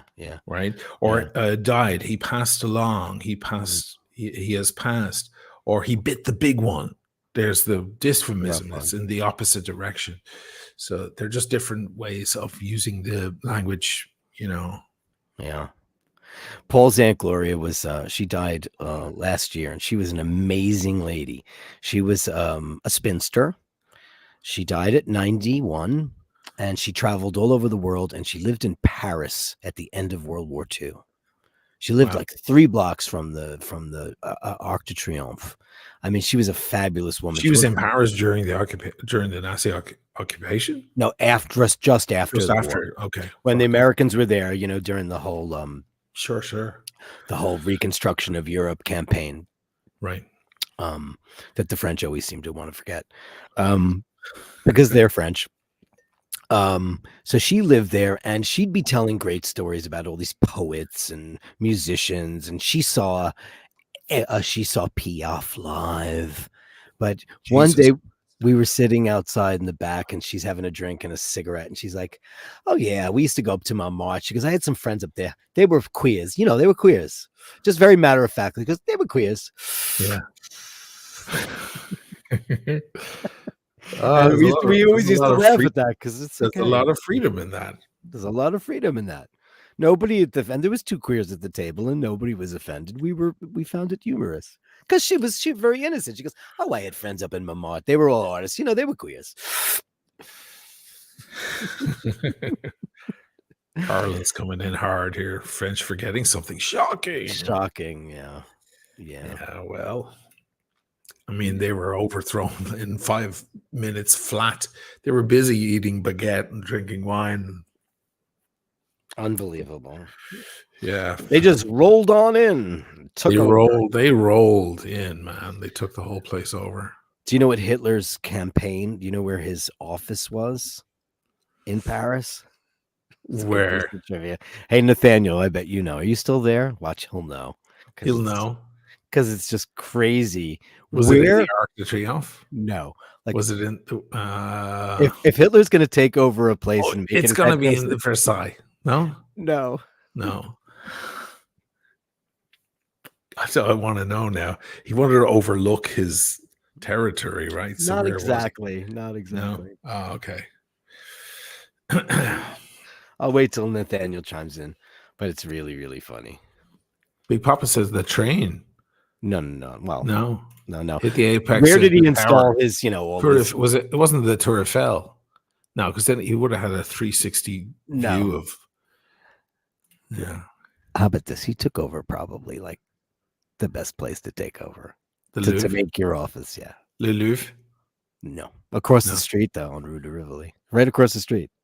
He took over Le Maurice. Le Maurice The Hotel. Wow. That's where his headquarters was.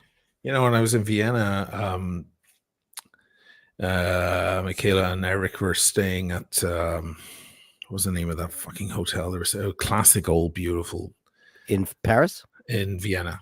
Oh, in Vienna. And the hotel, it was pointed out to me by a viewer who happened to just by accident stumble upon us after we did our live stream. Anyway, long story there, but he pointed out that that hotel was where Hitler would stay all the time because it's surrounded by roads all around it. It's by itself. There's no connection with any adjacent building.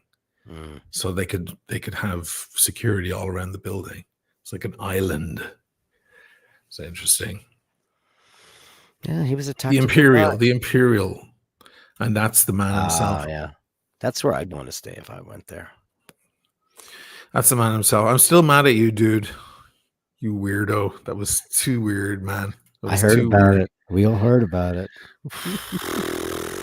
I was like, what's that? I don't know if that's a Viennese humor. Maybe it is. Shadow dancing. Remember that? Taking it through the night. Shadow dancing. Andy Gibb. No, I don't know. I don't know that song. You don't know that song, Shadow Dancing by Andy Gibb? Of course, it was written by Barry. Of course. By Barry. Barry wrote them all, didn't he? Right. Taking it through the night. Shadow dancing. Do you remember the Andy Gibb? Andy Gibb had great songs. I Just Want to Be Your Everything. Right. Yeah, sure, yeah. Yeah. The other one was Shadow Dancing. Anyway. I'm a big Barry fan. Of course. My sister calls you Barry Gibb. She never refers to you by your real name. She calls you Barry Gibb. Me Barry Gibb. Yeah. But I need to be slimmer, and I need the white shirt buttoned all the way down to here. And you need a medallion. Yeah.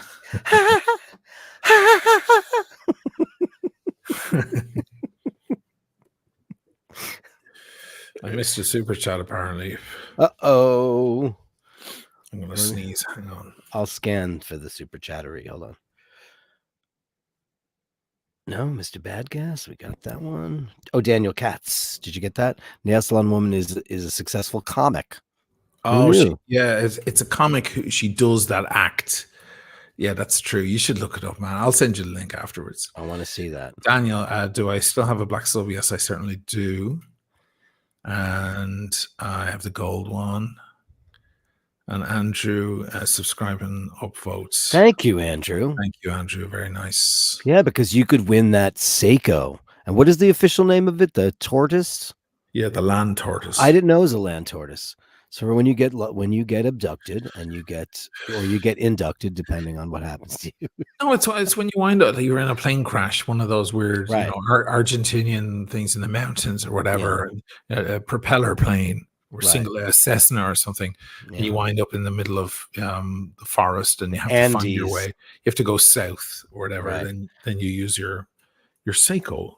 After you're done eating your fellow passengers, right? Then you can find your way out of the forest. Yeah. Would you do that?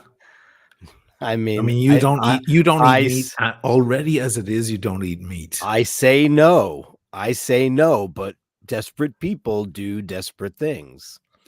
You know, like I was trying to listen. If we're ever in that situation and I'm dead, and you have to find your way through snowy land, chop me up, dude. I'm not gonna do that. I think I would scale trees and eat leaves, and I would use my judgment. You have a dead my judgment. You have a dead animal, which is the best source of protein. Ugh. And you can keep it in the snow and keep it fresh. You can take the slices of it and put them in the snow, plunk them there, keep them fresh. And He's thought about them on this. The fire. He's thought about this thoroughly. But listen, if you're in the wild, the best thing you can do is catch an animal and kill it so you can eat. Okay. If you already if you're surrounded with dead animals already of prime beef, you know. Easy says, if I eat you, I'll be drunk also. Yeah, you gotta watch it with me. Listen, dude, I've seen a mosquito land on me and then take off. No, and take off. I've seen a mosquito land on me and go, oh, fuck it, it's not worth it, and just run. It's like whiskey coming out of my pores, you know? I believe it's true. Carolyn Martin says, Dirk, she's a vegetarian as well.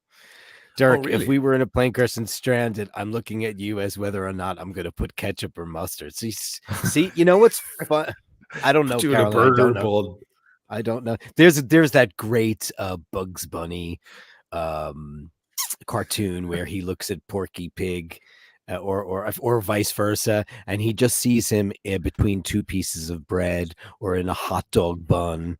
He's just so hungry. He just keeps seeing him all dressed up like, you know, with like a roast ribbon on them. I don't know how long you've been a vegetarian. I'm assuming it's for quite a long time. I think desperate people do desperate things. I think it's gonna happen. I would say no. I would hope it's that or die, dude. I mean, what's to fucking live for? I'm gonna get to. I mean, yeah, but I'm already in this hypothetical situation. I'm already dead. There's nothing else. I'm just gonna decompose now. It's wasted meat. Maybe I'll just bury you in the ice and hope that in 100 years they have a way of bringing back the dead, and you've been cryogenically preserved. I don't know. Dirk just whips my watch off my wrist and walks off. Yeah, I'll take the watch. See if I can go trade it to some native guy with a blow dart. Rufus, just say no to cannibalism. Yeah, Army Hammer would eat you, wouldn't he? Thank you, Midas. Rashid. Oh, I love it. Is your name really Midas? He forgot. That's cool. Yeah, he forgot to put in his question. I was going to ask if you know about the Tudor Prince day date model. Of course. Now discontinued. Yes. Be right back. The day date. No. The day date I'm not familiar with. I know the. I did a whole video on the chronograph with the 7750 in there.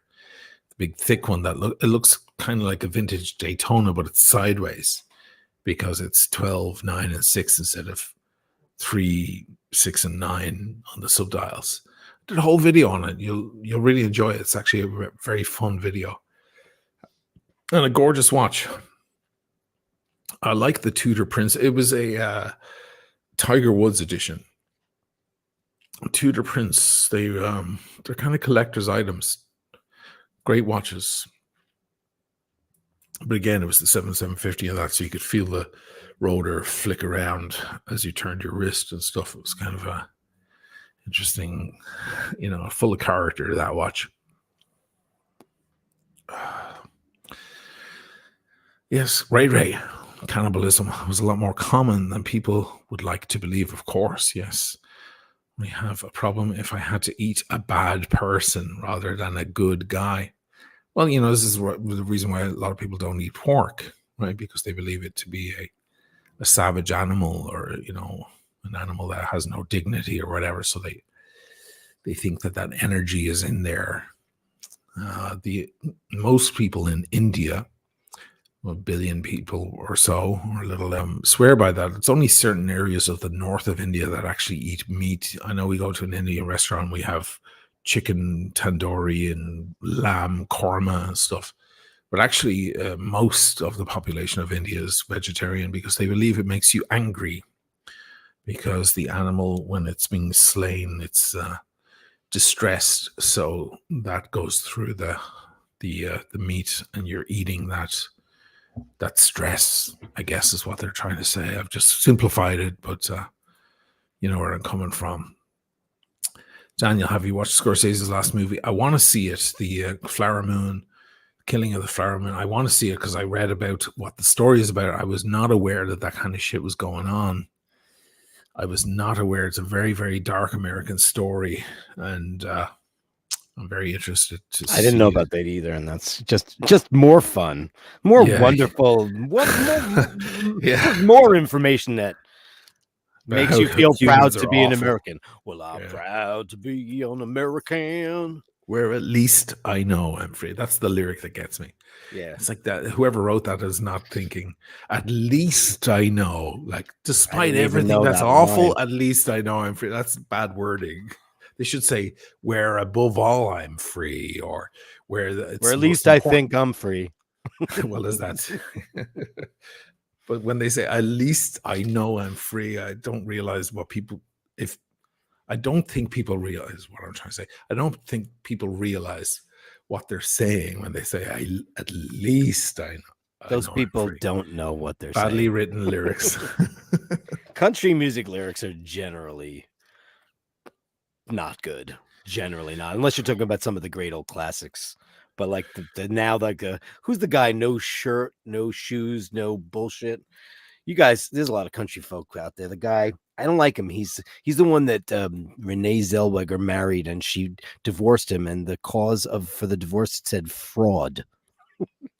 Oh, he ripped her off? No. I just think that he presented himself fraudulently. Oh shit. Yeah. Here in Italy, that reminds me of a thing. I remember I was at a dinner with a very, very, very, very beautiful girl. She was a lot younger than me, and all the Italians, she's not from Italy, but she was over for a visit, and all the Italians were like, Jesus, they were falling over themselves. And one of the guys grabs me, and he knows that she can't speak Italian. He goes, how many lies did you tell? Which is, it's a very Italian thing. It's like, you clearly told a lot of lies, because otherwise she wouldn't be with you. So he's like, quante bugie. Quante bugie. Hai detto. I'm like, shut your mouth. But that's the thing. It's like the man has to talk himself up somehow. And, it just reminds me of that Mad Men episode where January Jones, looking as the more beautiful than any woman is allowed to look. She speaks Italian. That's her one big trick, right? Her parlor trick. And he takes her on the business trip, and she sits down alone first. And these two skeezy, guys probably from Napoli, they come over and they're trying to just, and then John Hamm shows up looking like that. Ugh. And they're like, the guy goes, faccia brutto. Yeah, sure. He says faccia brutto? to about John Hamm, like, she's with that ugly guy, please. What a joke. And she says something to them in Italian. I don't remember what it was. It was so many years ago I saw it, but it's hilarious. Faccia brutto. Yeah. Yeah, I switched. I gave Speedy a little bit of time, Daniel. Guitar says Dirk said, so I put her back on. It looks fucking great. Yeah. Now that you're getting through the honeymoon period, you're coming to the end of the honeymoon period with the Milk House, you're going to start wearing that one. You're going to start going back to the Speedy a lot more. I Yeah, mean, looks she's great. just the bracelet is. I'm just also so afraid I'm gonna hurt that. Look what I did. It goes right back, right back. Because I'm like, wait a minute. I don't have a scratch on her yet, except for the one thing that I did do, and you could probably see it on this. I'll put it up close, like that. I still have the piece of plastic on the. On the crown. See that? See this right here? Oh, on the clasp. Oh, it's Yeah, beginning to come away, man. yeah. It's gonna come away. It's gonna come away. If you want to see what else I did, you'll find this really funny, because it's got the green sticker on the back. Oh yeah, it's Bolino. Yeah. Look what I did. Oh, you covered it. Yeah, Do you that's know what actually this? kind of smart. Do you know what That's this is? is that cling film? No, it's I have this device where I can make my own pods for my Nespresso machine, and I've been Yes. using Michaela's gorgeous coffee, the Right. Julian Mino coffee. Nice. So I have these cups, and then I just buy these lids. You get like a pack of 500 of them, and it Right. fits perfectly on there because I just don't ever want that sticker to come off. So there it is. That's a good idea for collectability, man. It's got the little green side to the Yeah, sticker. Yeah, yeah. that's the original The whole Bolino. bottom of it is all green. What do Yeah, you you call want it? that. Well, we call in Italy they call it Bolino. I don't know if there's a word Is for that it. like a little stamp? Yeah, Because Bolino is a Bole little is Francobolli is yeah, stamps. Francobolli. Yeah, Bolino is the little stamp. Yeah. I Well love done. that stamps in You're really Italy good are with called language, Francobolli. man. You're really Mhm. good. My vocabulary is pretty good. Listen, when you're learning another language, if you have a strong command of your own language, it really shows. Well, That's why my brother Emmett learned Italian in 6 days flat because he's really good with grammar and the tenses and so on in English. He has a strong command over the language.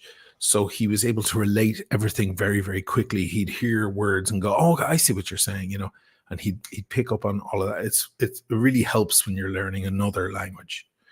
definitely, I'm Yeah, sure. I get quizzes every day. He'll be, how do you say this? How do you say that? How do you say this? How do you say that? You know, yeah, For me, it's still the questo, questi, quale, it's all those. Those are the ones like just knowing the conjugations of what's appropriate, what's plural, what's not, the feminine, masculine rules. Because, I did not grow up in a language that has a feminine or masculine. So it's a pain, right, and you have to get used to those. And I'm like, well, wait a minute. Why is this one? Well, sometimes it's just, I'm like, oh, God in yeah, yeah, heaven, you know. yes. Just takes time to get. It took me ages to get used to it. Also, I Yeah. still fuck up with things. Well, listen, now you speak Veneto, so that's even crazier. I was given a compliment years ago, actually 5 years ago. I was at a bar with the ex and chatting away, and it was the first and only compliment I ever got. Really, a strong compliment to my Italian. They're like, you use a lot of words that we wouldn't even use. You have like a broad vocabulary and stuff, and I was like, thanks. I never thought of myself as being very, very good with the language. Never. Hmm. I always saw myself as struggling with Italian. I mean, now I wouldn't even think of it. No, I don't even know what I'm speaking half the time. right. You're just instinctually just spurting it out, which is where you want to be. But you live there, I mean, I don't think people realize this, but that when you were in the beginning of Mr. North, you lived in Italy for 4 or 5 years, right? No less, but yeah, I was Oh, back and forth myself because I had a baby, so yeah, I had yeah. a reason to keep So yeah. coming back. So he had his whole band, everyone in his band. That's funny because when we went to Colin's show a couple of weeks ago, we hung out with Ado, his old drummer Adrian, and I was like, it was like, you still speak Italian, and he does. His Italian's pretty good because him and Paul were, it was pretty good. I was like, oh, great, Adrian, good for you, yeah. And he said, I'm the worst speaker in the whole band. He goes, but I do definitely understand Adrian pretty said well. that he never understood a thing we were ever saying. I remember him making that Yeah, confession he years ago. did. Well, he said he understands. He says it's terrible, but terrible to speak it. But I mean, He can understand it. he says he can understand it, He's and got Colin does too. And your brother Oh, is just Colin's exceptional. good. Colin and Emmett were maybe the best at the beginning. Yeah. Emmett first. I mean, Emma was miles ahead of the rest of us. It was fucking freaky. We're He's in a the studio. language savant.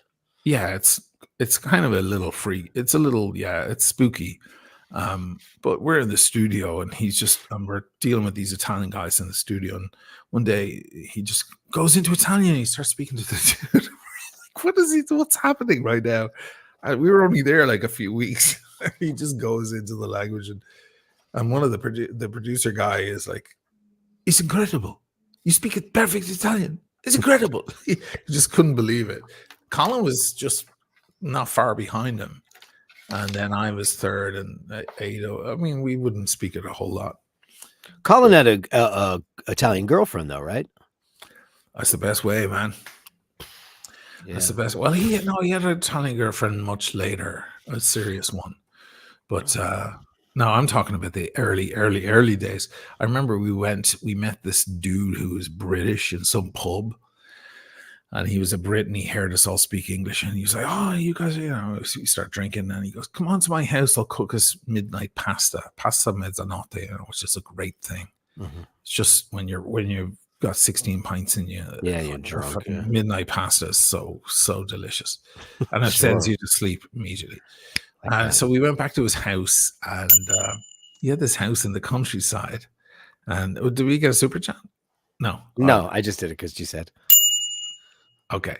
And he was funny because, we're all chatting away and we were there with an Italian friend, Barbara, and he'd go off to the kitchen because he's cooking the food. And then he'd come back from the kitchen and he'd go, allora, quanto siete qui in Italia? And she'd go, no, you're speaking Italian, dude. And he'd be like, oh, sorry. How long have you guys been here? Like he wouldn't realize he was just falling into the other language. Oh. And I remember, thinking that's the weirdest thing I've ever seen. And I do that now, all these years later. I do that in situations. I just fall in, and then I go, I mean to say, go back into because it all gets mixed up in your head like spaghetti. Paul speaks Italian in his sleep. Oh shit, that's crazy. What do you call people when they talk in their sleep? I don't do it. I fucking go out. I'm done. But yeah, he speaks Italian. It's always in Italian. It's never in English. It's crazy, right? That's very odd. Yeah. Here's a funny thing I heard recently. Do you ever notice your cell phone is never in your dreams? Ever in your dreams, ever. You're never doing, this is something we do all day long as we stare at our phone, we answer emails, we stare at stuff, and it's never in our dreams. Thank God. Thank God. It's like the subconscious is like, I'm not fucking putting that in there at all. I can't think of a single dream where I pick up my cell phone and look at it. I pick up my iPhone ever in a dream. You want to see something really cute? Sure. I was doing a lot of spring cleaning and I found all my old iPhones. Look at this one. Oh, you kept them? Oh, I have them all in their boxes. Dude, that's a 4S. This was maybe but they're so tiny. It's tiny. Do you have a 3? Do you have the roundy ones? I never had that one. I've had the first one. Do you remember when we got the first one? You got it first. Yes. And then I got it just right after you did. This is 2007-ish. And then I never had the what was that called? The iPhone 3G. 3G. Which was really only the second iteration of iPhone. And then I had the 4, I had a 5, I had a 6, I had a 7. And then I went from a 7 to an 11 and an 11 to a 14. That was a big jump. Yeah, it was a big jump. But look at this. And all of them are like this. And they're all perfect. And they all work. How many? Well, they're in another room. I was cleaning them. But I have all the boxes. And they all used to come with chargers and headphones, by the way, kids. Back in the day, they came with chargers. Old days. Yeah, now they don't come with anything. They don't come with anything. You have to buy it. I had to spend. I remember when I got my iPhone 14 because it's the radiant charging. It's whatever. I had to buy another $69 worth of supplies, which was bullshit. Super chat, Daniel Gutierrez. The rose Like, gold CD one and done. I would say, yeah, I had one of those in my hands in Dublin because my friend Elton has one. And he broke it out at the restaurant. And I was like, oh, I'm in love. I'm in love. And I was pretty drunk and I was ready to give him my gold sub for it. I'm kind of glad I didn't, but it was I was ready to do it because that's a beautiful thing. Rose gold. I mean, I put on Nathaniel's watch, which fit me perfectly. We could go out and trade bracelets. Yeah, it was perfect. He's got the yellow gold. That with the panda thing dial was so heavy. Yes, I could not believe it. It was so heavy. Let me see if I can find some images here. So the one I'm talking about, you're the talking first about of the new gold ones that came out. It's in the Sedna gold. That one. Oh my god. The Sedna, yeah. Oh my god. Oh my god. And the one Nathaniel got is the most lusted after one. That's the hardest one to get. I have to say though, I love the green one. The green one, here's the problem with the green. It doesn't look green. In the photos, it looks green, but it doesn't look green in it looks black. In real life. It looks black. Even the bezel? Even the bezel.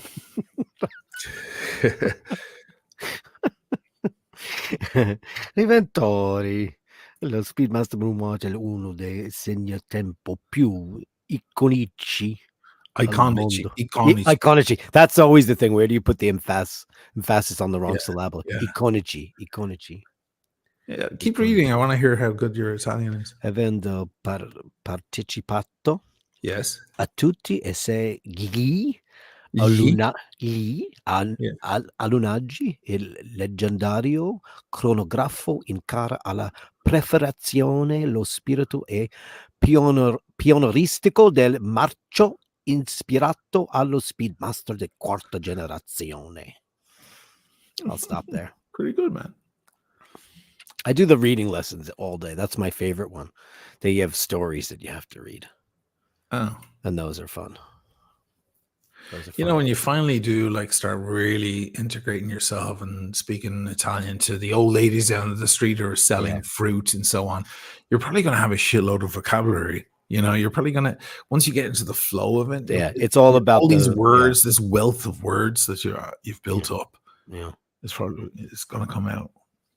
Yeah, it's just a matter of using it. That's all it is. So get through. Today we were watching. I like to watch the walking videos. People walking through Italian cities. You can watch it at Buenos Aires. You can watch anything you want. Today we watched Trieste, and Paul said, "Look, if you had to have a gun to your head right now, you only get two places to go: Fano or Trieste." I said, "I could definitely live in Trieste, man. I could too. I could live there." Yeah, it is a big city though. It's like Fano's a small beachside town and it's Roman and historical, and it probably won't get fucked up in the next 50 years. Whereas Trieste is a metropolitan. It's got some. It looks like any European city though. It looks like it could be Vienna because it is so Austro-Hungarian Empire. So it doesn't feel that Italian. But I took a great picture and I'll show it to you later. Oh, sure. Actually, I can't because it's on my phone. Okay. He goes into Tomaseo. You went to Tomaseo for a cafe, right? Right. The most famous cafe in all of Trieste. And Trieste is a very cosmopolitan city. It's it's expensive. It's a pricey town. He showed a list of all the coffees at the most expensive coffee house. Everything on the list was €1. Because coffee is €1 here. You have to understand. Coffee is it's I know, it's life. It's it's charging a lot for a coffee seems obscene to the Italians because they need it. Yeah, don't speak it's a commodity before they have their coffee in the morning. Yeah, you don't you wake up next to your wife or your girlfriend. You don't say, "Hey, babe, what do you think about if we go blah blah blah today?" And no. you do not speak to her until she gets up. She goes to the kitchen. She starts up the mocha. She goes into the restroom, whatever, does her business, comes back, has her coffee, shoots it. Now you can speak to her. Do Right. not attempt it before. It's a need. So charging any more than €1 for a coffee is like crazy in Italy because it's a necessity. You know. Do you know what else I saw that was really weird? And this was a very recent video. They're in Tomaseo, and then they went to Specky as well. He went and had coffees in both places. The two Specky is best. gorgeous. I love Specky. That's our meetup spot. Yeah. Like whenever we meet up with David and Julie, like we'll meet you at 4:00 at Specky, right? And both of them, big signs outside that said Segafredo. Segafredo. What's wrong with that? Fuck. Oh, because it should be Husbrand or Illy. Ely is based in Trieste. That's the home of Ely. Yes. Everything there used to be Ely. What happened? They're like Elton John. They lost their Steinway and went over to their Yamaha. Steinway. Yeah, I don't know. Maybe they just got sick of it because we wanted to go on the Ely tour and it was $300. Hunter's Angler Lavazza is my go-to. Yes, Lavazza. I like Lavazza too. I like Lavazza. I like all the Italian coffee because Italians care about coffee. So first of all, Italians don't grow coffee; they get it from elsewhere. Right. They do roast it though, and I think the Italian style roast is about as good as it gets. And I think personally for me, I like Ely's Forte. That's my favorite one. So they always talk about flavor profile here, and most people like the chocolate profile of coffee. I want coffee in my coffee. I know what you're saying. It's kind of like Whetstone on a Bordeaux. They don't add chocolate. Yeah, it's the flavor profile of the coffee. I never really got the chocolate essence out of a coffee, but I mean, I do like ristretto is my go-to. I always get ristretto because I like the strongest possible shot of heroin that you could stick in my veins. Why don't you use the mocha? Why don't you have a mocha? I have to. I don't like it. It's very strong. It's not that it's strong. There's no crema. There's no crema. Right. But I live with an old Guinea who wants to put the mocha on the top, right, and then put the Cafe Bustelo in there, and you know, yeah, it's not my thing. Listen, I'm an uneducated Mick who grew up. I'm a tea bag. I grew up with bag in milk. And then I found out about garlic and I found out about coffee. I found out about these things later in life. And what's the first great coffee I had? An amazing, double espresso. And that was it for me. I tried the mocha and I go, it's like Turkish coffee. I don't like that. It's strong. I don't like it. It tastes like dirt. Yeah, no offense to our Turkish listeners, but it's just too strong for me. Arabic coffee, I don't like it either. Rufus, I think you mean Bustelo, not Bustilo. I was actually sponsored by Bustelo. Did I ever tell you that there? No. I had a Bustelo sponsorship for 5 years that I never made good on. They would send me every year. They would send me a huge box of every different kind of thing they had. Their coffee beans, their ground coffee, their everything. And I was supposed to be taking photos of myself. I never did it, but I guess they never took me off their system. So it kept arriving every year. Really? Yeah, those big yellow packs. I know. I have 2 of them in my freezer right now. Yeah. You pop them. They're pressurized. They go. That's right. Yeah, there's the vacuum sucked. Yeah, vacuum sealed. Yeah. Yeah. Yeah. Yeah. Not crazy. Of course, the age-old question. No, not this one. Sorry. I'll get back to you at the Apex. Ray says barrier lines. Lions. Because my sister said lions and barriers, and I tried them both recently. I've been killing. My lines is nearly finished now. I'm going to have to reach out to her and say, hey, listen, can I trade you some Serenissima S's, some of the cookies for some lines? Sure. Yeah. Well, you've got lots to trade with down there. Holy crap. I got plenty. Got a lot. I'm making up a box for her of stuff. She'll curse me though, because it's gonna be all cookies, sweets, and stuff. It's Italian sweets. The Italian sweets look ugly, but taste great. Yeah. the prettier it's like when I was in Vienna, all these cakes, there were magnificent works of art, but they didn't really taste like a whole lot. Like the Italian in me, if there is one, came out because I was like, that looks beautiful, but doesn't taste like much. It's actually, I can't finish it. It's just, I feel like I'm eating a painting.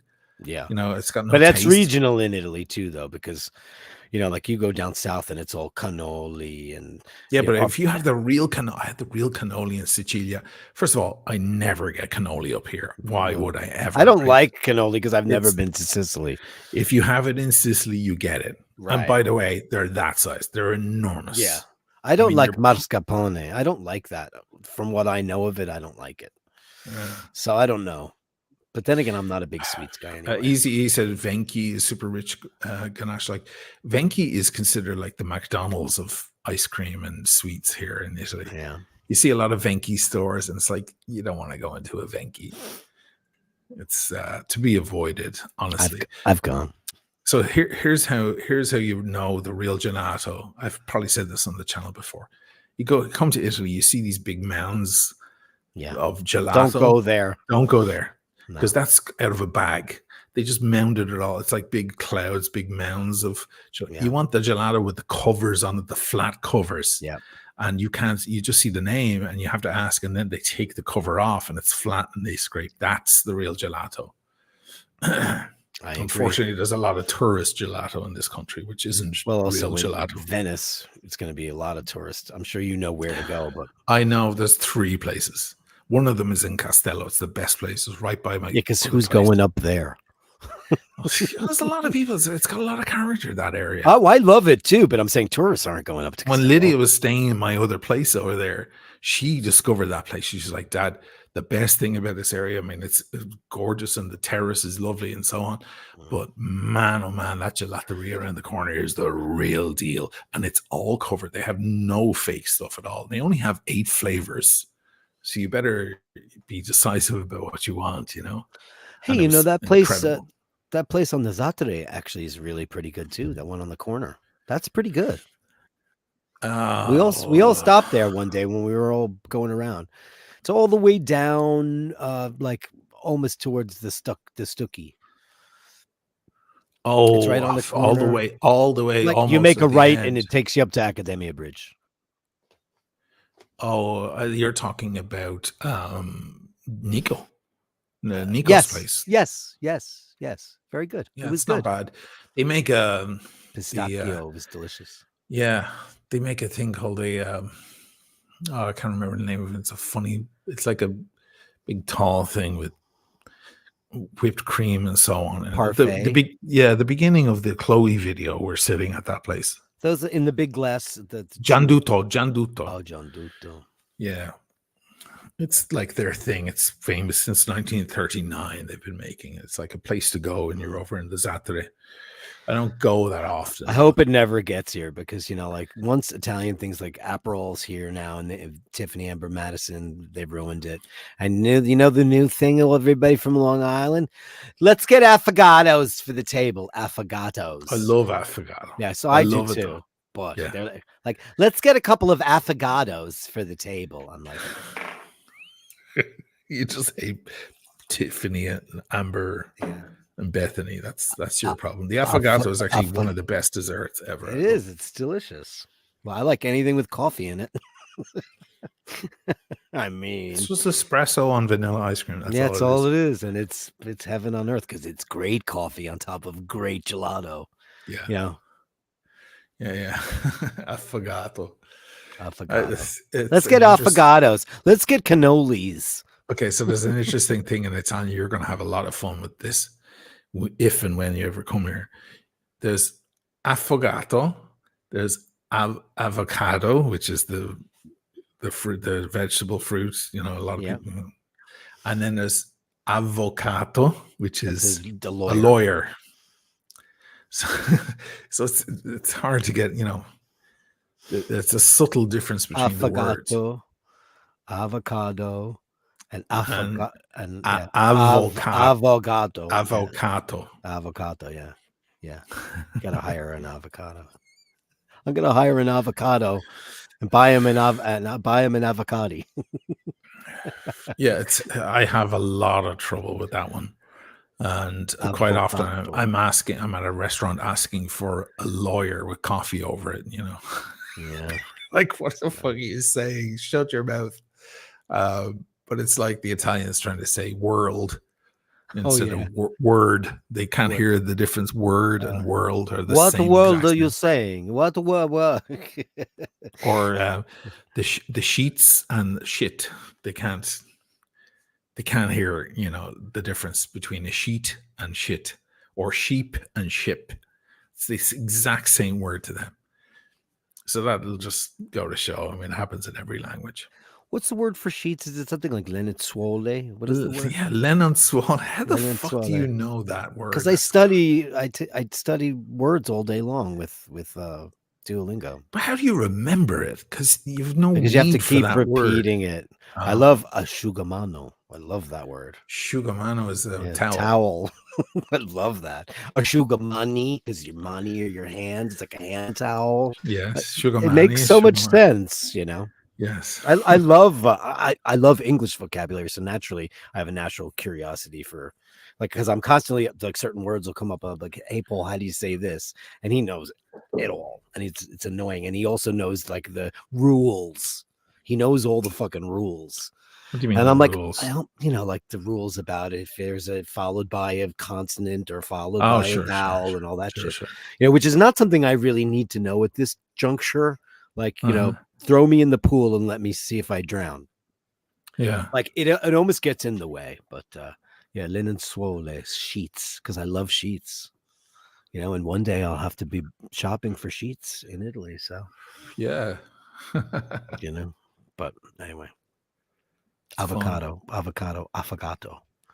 I wanna make avocados tonight. Do you Avocado like toast. avocado? Yeah, sure. I like that thing that was going around New York before Avocado last time I toast. was there. The avocado toast. Now I'm fucking up the words. Yeah. The toast with the egg and the Yeah. avocado It's on it. sure it's good. Avocado is a weird thing. It has to be really ripe and it needs salt. Otherwise, it's really weird and slimy. I shouldn't like it because I don't like a lot of weird textural foods. However, I do like It's avocados. like butter, but without the guilt. You I know, mean, listen, man, I gave up on that shit a long time ago. I don't give a fuck. I love butter and I'm gonna eat it. I don't give a shit. right? I just My sister won't eat Kerrygold butter because it just reminds her of being young and having the butter left out on the counter, and she hates it Why? because she just If you doesn't have like the it. top on it, it's I tray, its know, own I know. tray. I gave up on that too because Paul didn't like it either. I put the butter in the fridge now. I take it out But when then I it's need rock it. hard. You can't. Yeah. I mean, Well, if you're I leave using it for when cooking, I'm gonna make it. Need to butter something. I take it out 10 minutes so it softens up a little bit, or just give it a little pop.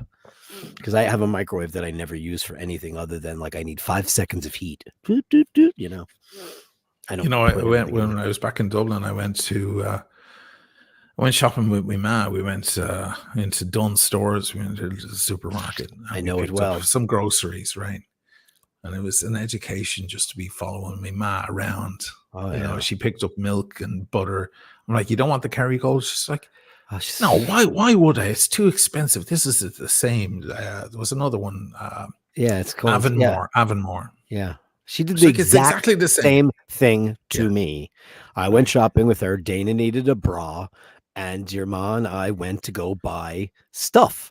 And Okay. she goes, "Oh, Dirk, get me some butter." And I came back with a big thing of Kerrygold. She goes, "No, no, no, no, no. It's all Irish butter." Yeah, it's the exact same thing. Just one's wrapped in a gold thing. You're Yeah, like, who gives a shit? it's all Irish butter. I was like, "You're absolutely right. We're in Ireland. It's all Irish butter." Well, my ma still shops for bargains, you know. She's still Well, got that she's gene in her, you because know. she had 5 mouths to feed. Right. Yeah, exactly. But That's why. it was an education, actually. You know, one Sure. funny thing as well in Ireland, bottles of water. People don't drink a whole lot of water in Ireland. Not from the like so here in Italy, water, first of all, a big tall liter and a half of water is about 20 cents, 23 cents. Okay. Yeah. So people just take them out in like 6 blocks, Yeah. the water for the Yeah. house. Yeah. And there you can hold the bottle like this, like the whiskey bottle.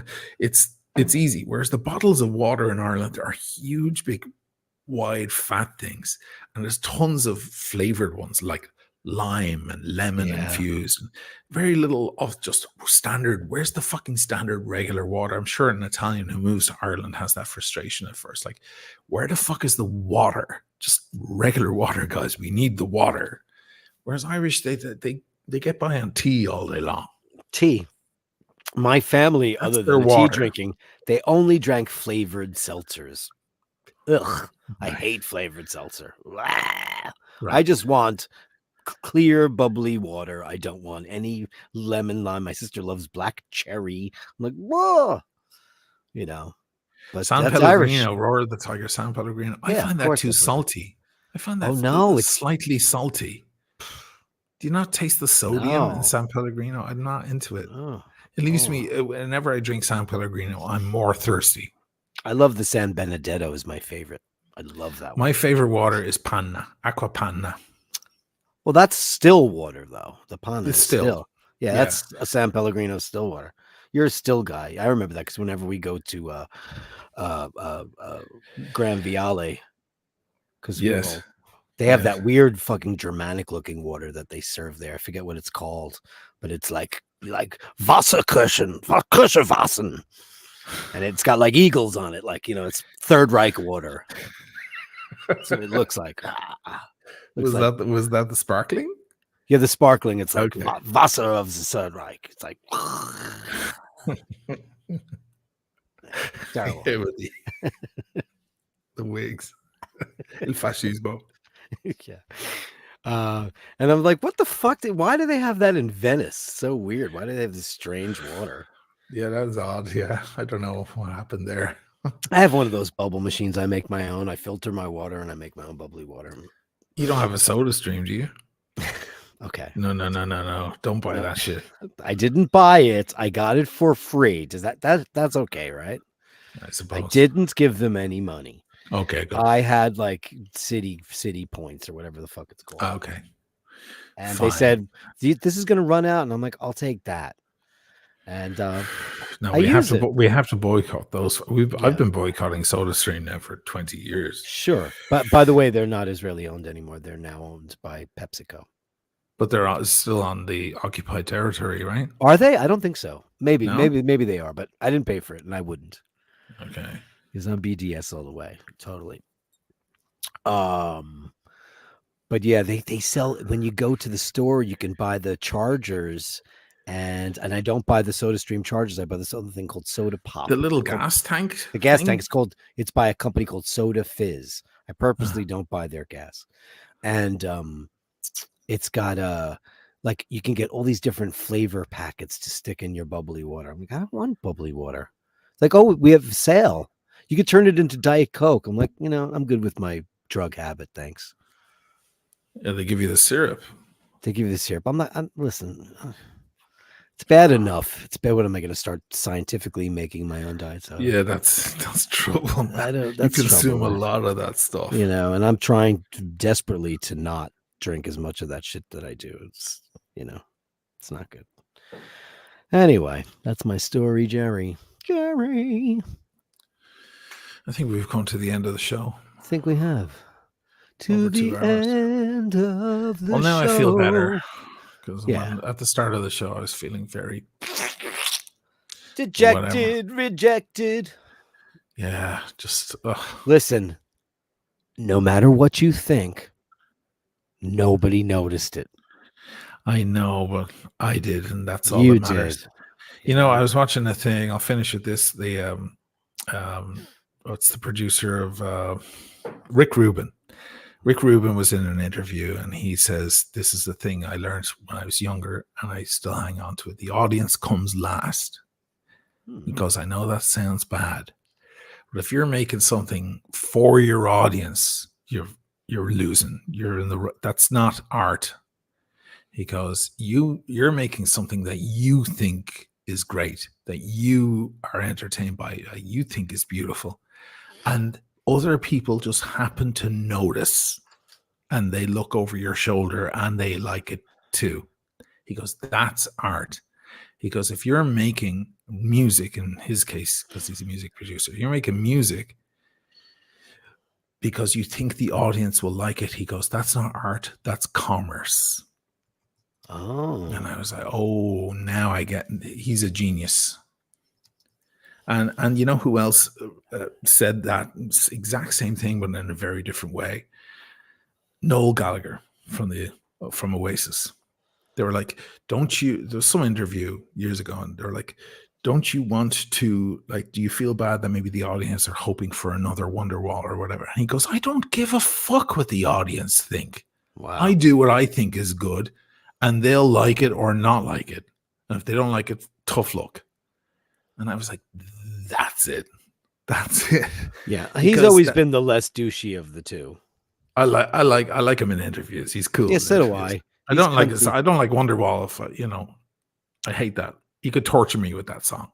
I mean, I'm not a but big he's fan he's of that cool. kind. I could listen to his interviews all day long because they're actually quite wise. Yeah, full of wisdom. and he's certainly garnered a lot more wisdom as he's gotten older, because they just used to be a bunch of Pratt assholes. I think he's all right now.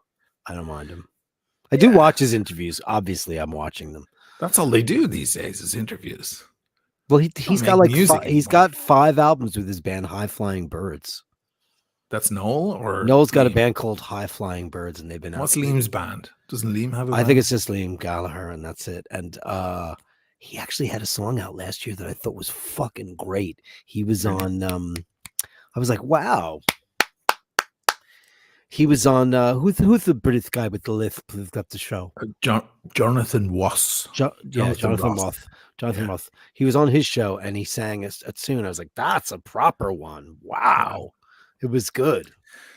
Yeah. So whatever. And he does this thing where he puts his hand. Yeah, he has this whole thing. Yeah. Like he's Mussolini. A bit like that. No, Mussolini would fold. He would fold his arms. Yeah. Benito would fold his arms. But yeah, he has a stance. It's like Lemmy from Motorhead. He had a stance because he's got the microphone up and tipped down. Yeah, which is very bad for your vocal cords, by the way. Really? Bad. Yeah, it's very bad. That's like when you go to the studio and you go to a studio and they have the microphone like that, come hanging down. Yes. I don't like that at all. That's weird. I like it up. I always liked it this way. Okay. Like that. Yeah. But you go to a studio, a lot of studios they hang it upside down. I never really liked that. I've noticed a lot of singers like to sing a little up, not up, but like they're not going to sing lying down on a couch. No. Mind you, Kurt Cobain did for the song, something in the way. He couldn't do it in the booth. He did it on the floor. He came back into the control room and lay down on the couch, and just with the mic on his something in the way. When you listen to that song, you realize he's actually barely whispering it. He was probably just smoked like 50,000 joints.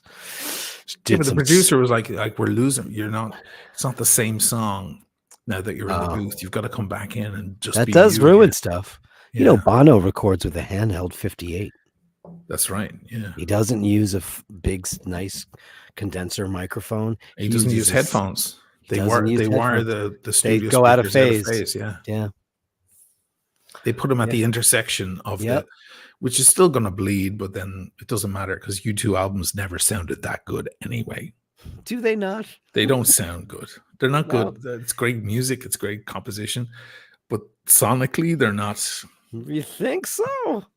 It's not kind of. It's not kind of blue. Well, that's different. That's a different thing. Sonically, the U2 albums were never great sonically. They're not sonic masterpieces. They're not for the vinyl audiophile with the vinyl and the valve amplifier. U2 albums are not for that. The U2 albums are made for tape cassette on a Sony Walkman. I think pop sounds really good. It's got some great production tricks on it. Like the beginning of Discotheque, it goes.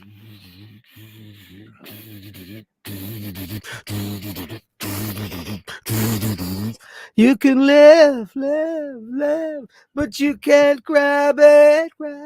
I'm gonna grab an audio sample of you going and use it for the High Bashers tune. For the And then you know that part of the song is and it goes, you can't grab it, you can push, and then the whole mix opens up because it's very compressed. It's got the telephone effect. It's very I can listen. small. And then he goes, you can push. And then the crack of the drum, the whole mix opens up. And that's not Daniel Lanois Brianino. That's Nelly Hooper and Flood who did that record. That's my favorite U2 record. I love that record. Yeah. Staring at the Sun, Gone, Please. A bunch of my favorite U2 songs are on that. I will go back through that catalog again. Yeah, maybe I'm just way too close to the fucking loving that music to know whether or not. I always thought Octung Baby was a great sounding record. Maybe it's not. Listen, the worst thing they could ever do is go back in and make them all stereo and beautiful and lush, because then it would kill it. Yeah, you know, it's like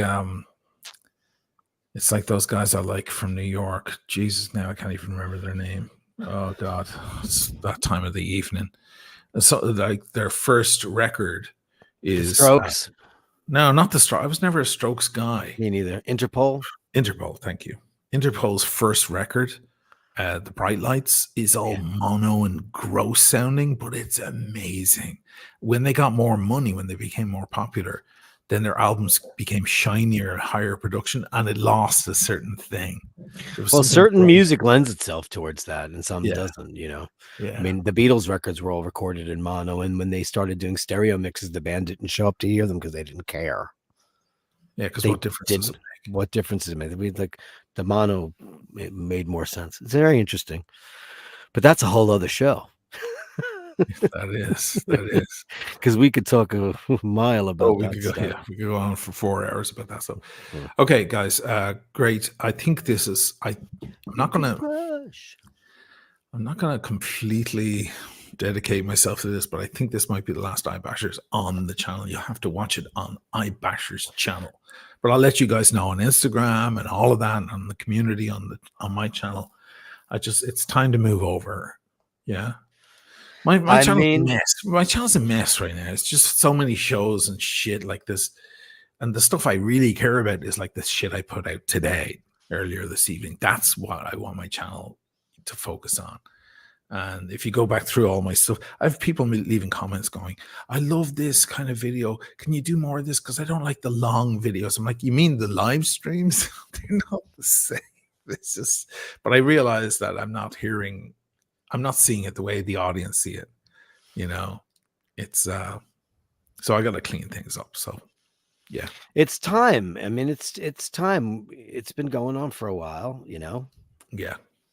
And you know, we're lucky that we've had it this long, and thank you for that. But like, it's like I said, it's not when you tune in for the other ones, when you still get the both of us. I do it a couple of days a week. He does it on Wednesdays. We'll still be on there, and there's the link for you to subscribe right now, and your chance at winning the which was it called? The Seiko tortoise, land tortoise. Yeah. Don't you want that? Seiko Hulk. Yeah. Do you have a picture of it? You could show them again. It's gone. Okay. Sorry, but well, anyway, Google it. You want it. So tomorrow night you're on by yourself, yeah? Same time. Yeah, tomorrow night I'll be on by myself. Fantastic. Everybody go check it out and sub. How many subs? We got 1,652 subscribers on iBashers right now. How many people are in the house? Most of you guys are I'm looking through your names right now, and I could tell that you're already, most of you are subscribers, but those who aren't, please, because it's not going to be available on his channel, because you know he's going to want to take a bath and film it, and while I'm doing Dirk weekdays, or he's going to want to take you out for dinner. It's his channel to do his lifestyle thing. Bashers is its own entity, and it needs to be thrown from the nest. And we just hope you come along. Yeah. Yeah, we hope you come along. Throw for the nest. I like that. Yeah.